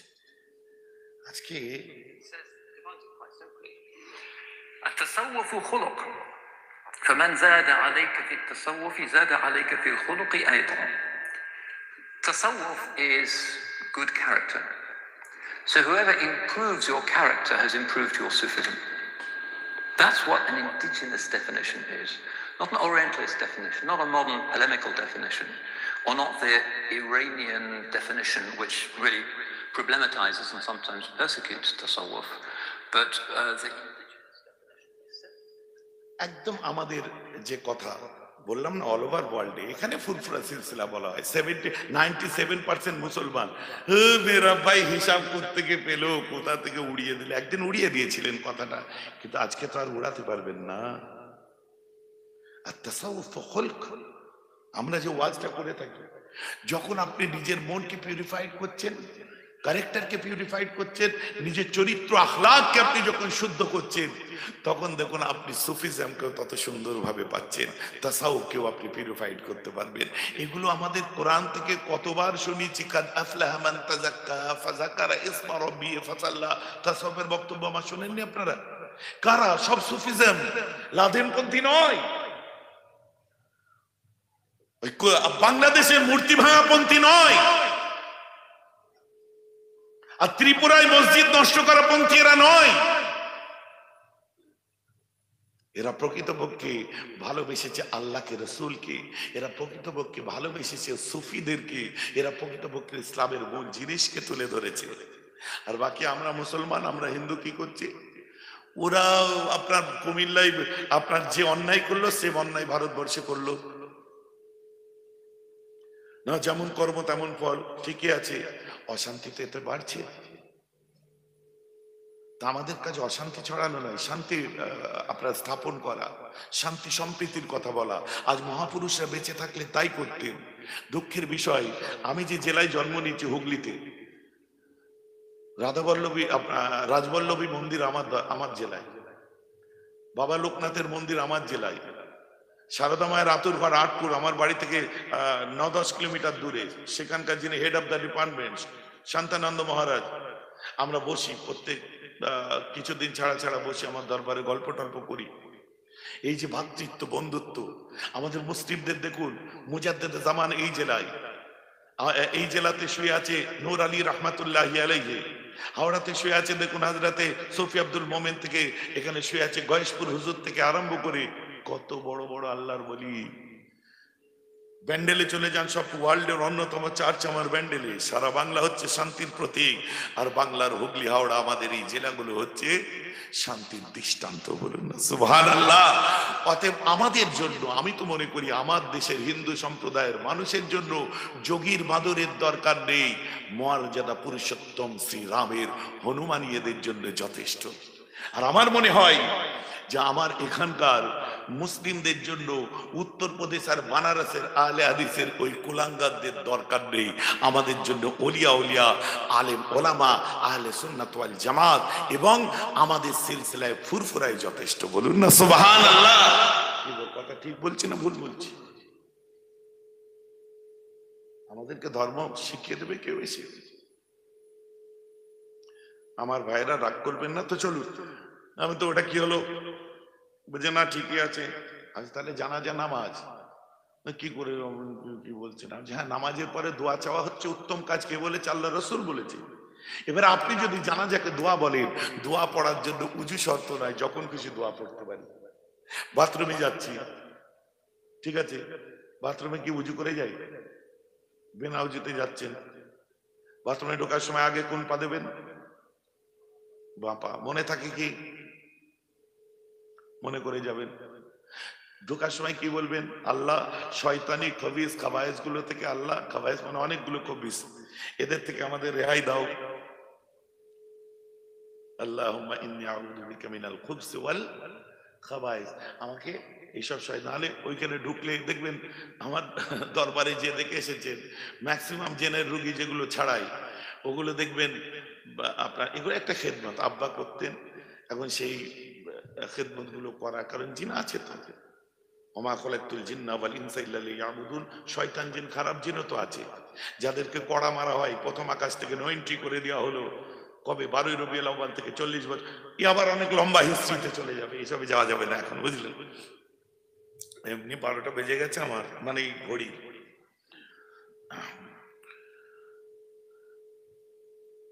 তাই বললাম তার জানাজা নামাজ তো বাথরুমে যখন ঢুকবেন এটা পড়ে ঢুকবেন, তা নাহলে শয়তান ভুলভাল জায়গায় হাত দিয়ে শুয়ে দেয়, বুঝলেন তো? আর বলা যাবে না, মুরব্বীরা আছে, কথা বুঝতে পারছেন না? বলছে শয়তান ওই সময় কি করে, ভুলভাল কাজ করে। বাথরুমে গেলে ওই জন্য দোয়াটা পড়ে ঢুকবেন, আর সত্যি পড়ে ঢুকবেন। উপকার না পেলে আমায় বলবেন। মা বোনদের দেখবেন যত এই সমস্ত মানে ফেতনাগুলো আসে, হাওয়া বাতাস লাগে, সব দেখবেন বাথরুম থেকে হয়, কারণ খবিস জিনিস নোংরা জায়গায় আশ্রয় নেই। কথা বুঝতে পেরেছেন? তো উজু আপনি করেন, বাথরুমে যাওয়ার জন্য হয় না, অতএব বিনা উজুতে দোয়া পড়া যায়। তো দোয়া পড়ার জন্য উজু শর্ত নয়, জানাজা পড়ার জন্য উজু শর্ত। দোয়া পড়ার জন্য কাতার দেওয়া শর্ত নয়, জানাজার জন্য কাতার দেওয়া শর্ত। দোয়া করার জন্য ইমামের পিছনে ইক্তেদা করা শর্ত নয়, দোয়া পড়ার জন্য ইক্তেদা করা শর্ত। উজু করার জন্য নামাজের নিয়ত করা নয়, জানাজার জন্য নামাজের নিয়ত করা হয়। দোয়া পড়তে গেলে তাহরিমা বেঁধে দোয়া পড়া শর্ত নয়, না জানাজা পড়তে গেলে তাহরিমা বাঁধা শর্ত। দোয়া পড়তে গেলে দোয়ার মধ্যে তকবীর দেওয়া শর্ত নয়, জানা যায় 4টে তকবীর দেওয়া শর্ত। আর বলবো এত বলা যায়, এটা বুঝে নিয়েছেন তো নাকি? আর সময় কাটিয়ে লাভ কি হবে? শেষটা বলে দিই, দোয়া পড়ার জন্য সালাম ফিরে দোয়াতে শেষ করা শর্ত নয়, জানাজা সালাম ফিরে শেষ করতে হয়। এখন বলুন, ওটা দোয়া হলো না নামাজ হলো? আপনারা কি বলছেন? এখন খোঁচা মারতে গেলে কি বলে, কই রুকু সেজদা নেই। আল্লাহ শিরক পছন্দ করে না। ওই মুর্দাটা আল্লাহর ওলি যদি হয়, দুনিয়ায় থেকে যদি তুমি রুকু সেজদা করে পাঠাও, তাহলে কবরে যাওয়ার পর একটা যে জাহেলও তার কবরে যে একটা সেজদা দেবে। কথা বুঝতে পারছেন না? তো আল্লাহ শিরকের গন্ধ পর্যন্ত পছন্দ করেন না। তাই জানাজার মধ্যে কেবল রুকু আর সেজদা নেই, আছে কি আজান আছে জানাজার, আর নামাজ আছে জানাজার। বলুন ভাই জানি এটা বেকায়দা আওয়াজ হলো, জানাজায় আবার আজান দেয়? বাবা, যখন জন্মেছিলে কানে দিয়েছিল, নামাজ পড়েছিলে? একামত দিয়েছিল, নামাজ পড়েছিলে? এখানে সালমান ফার্সির একটা কথা মনে পড়ে যায়, আর মনে পড়লে হবে না, এক কথাই বলে দিই, আজান একামত তখন হয়েছে, জানাজা এখন হচ্ছে। অতএব জানাজা দোয়া নয়, জানাজা নামাজ। আর নবী বলছেন নামাজের পরে দোয়া চাওয়ার উত্তম সময়। তাই আমরা জানাজার পরে হাত তুলে দোয়া করি, তোমার আব্বা সওয়াব বেশি, তুমি করো না, আমার আব্বা গুনাহগার, আমি করব, তুমি ঝগড়া করো না।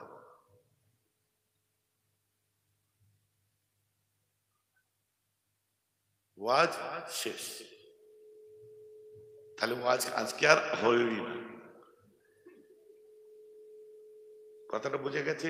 কিন্তু আমার ভাইরা, আপনারা পয়েন্টগুলো শুধু মনে রাখবেন, যদি না মনে থাকে এদের চ্যানেলগুলো সাবস্ক্রাইব করে রেখে দেবেন, এদের এগুলো ঘুরিয়ে ঘুরিয়ে শুনবেন, ইনশাল্লাহ যেটা বোঝার আপনারা অটোমেটিক বুঝে যাবেন। সকলে বলুন আলহামদুলিল্লাহ। তাহলে এখন বিদায় নিই। সকলে বিসমিল্লাহর সঙ্গে 3 বার আলহামদুলিল্লাহ, 10 বার কুলু আল্লাহ, 11 বার দরুদ শরীফ পড়ুন, সব রেসানি হবে।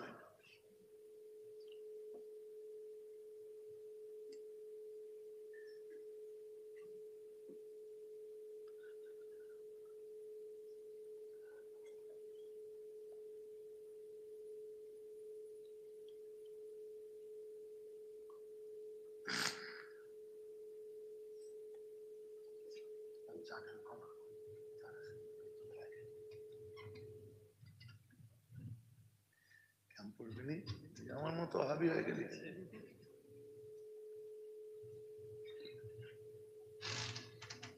একটু লেট হয়ে যাওয়া মানে অহাবি হয়ে যাওয়া, বুঝলেন?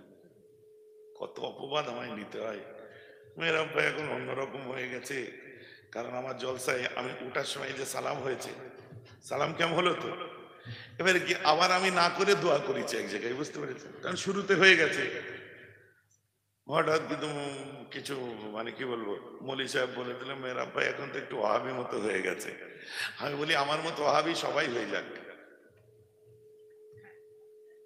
মানে নামধারী ওহাবি, আমার মতো নামধারী ওহাবি সবাই হয়ে যাক, তাহলে দেখবেন মাননেওয়ালার সংখ্যা বেড়ে যাবে। আর ওহাবি কথার অর্থ কি বলেন তো? কথা বুঝতে পারেন? মেয়ের আব্বাই শিয়া হয়ে গেছে, আচ্ছা হ্যাঁ আমার মতো শিয়া সবাই হয়ে যাক, কাজ হয়ে যাবে, কারণ শিয়া মানেই দল। কথা বুঝতে হবে ভাই। আনাড়ি যেখানে সেখানে আমার যুবক ভাইদের বলি, যেটাই সেটাই তর্ক করবেন না, যেটাই সেটাই দ্বন্দ্ব লাগাবেন না, শুনবেন, বুঝবেন, যেখানে থাকবেন মাইন্ড সেট করে স্ট্রংলি থাকবেন, 100টার উপর আপনি একা ভারী পড়ে যাবেন। কথা বুঝতে পারছেন না? এই যে আজকে যে 2 ঘন্টা আলোচনা হলো, 2 ঘন্টায় পুরো শিক্ষা আর শিক্ষা। কথা বুঝতে পারছেন না? আর এই আলোচনা কোন আহলে হাদিসের ছেলে, তাবলিগি ছেলে, ওয়াহাবি ছেলে শোনার পরেও আমায় গালাগাল দেয় না। কেন বলেন তো? না ভাইজান কিতাব নিয়ে বলেছে বলে শুনতে ভালো লাগে। তা আপনাদের এখানেই তো কেউ নাকি বলেছিল, এখানে না কোন জায়গায় আমার শোনাচ্ছিল যে উনি গালাগালি দিলেও শুনতে ভালো লাগে কারণ কিতাব নিয়ে কথা বলে। কোন জায়গায় বলে? আমি গালাগাল দিই না ভাই। শোনার ভাই, তুমি যে মতেই চলো, তুমি আমার দরবারে গেলে আমি মেহমানদারিও করব। হুজুর আহলে হাদিসদের মেহমানদারি করবেন? বেশক করব। তবলিগদের? হ্যাঁ করব। কথা বুঝতে পারছেন না?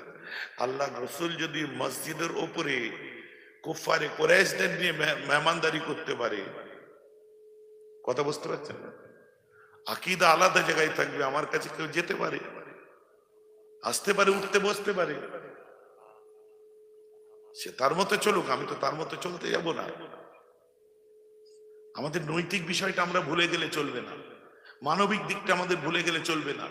আপনার প্রতিবেশী বাস করে, হতে পারে সে অন্য মতে চলছে, তার দায় বিপদ আপনাকে দেখতে হবে না? কথা বুঝতে পারছেন না? তার বাড়িতে তার মায়ের অসুখ করলে, ছেলের অসুখ করলে একটু সাহায্য করবেন না? কি গো, কথা বুঝতে পারছেন কি পাচ্ছেন? লড়াই তো নীতির লড়াই চলছে, লড়াই তো আকীদার লড়াই চলছে। ওর কবরে জবাব দেবে, আমি আমার কবরে জবাব দেবো। কিন্তু রব্বানা আতিনা ফিদ দুনিয়া হাসানাতাও ওয়া ফিল আখিরাতে হাসানা, আমরা দুনিয়া আখিরাতে দুটো যদি ভালাই চাই।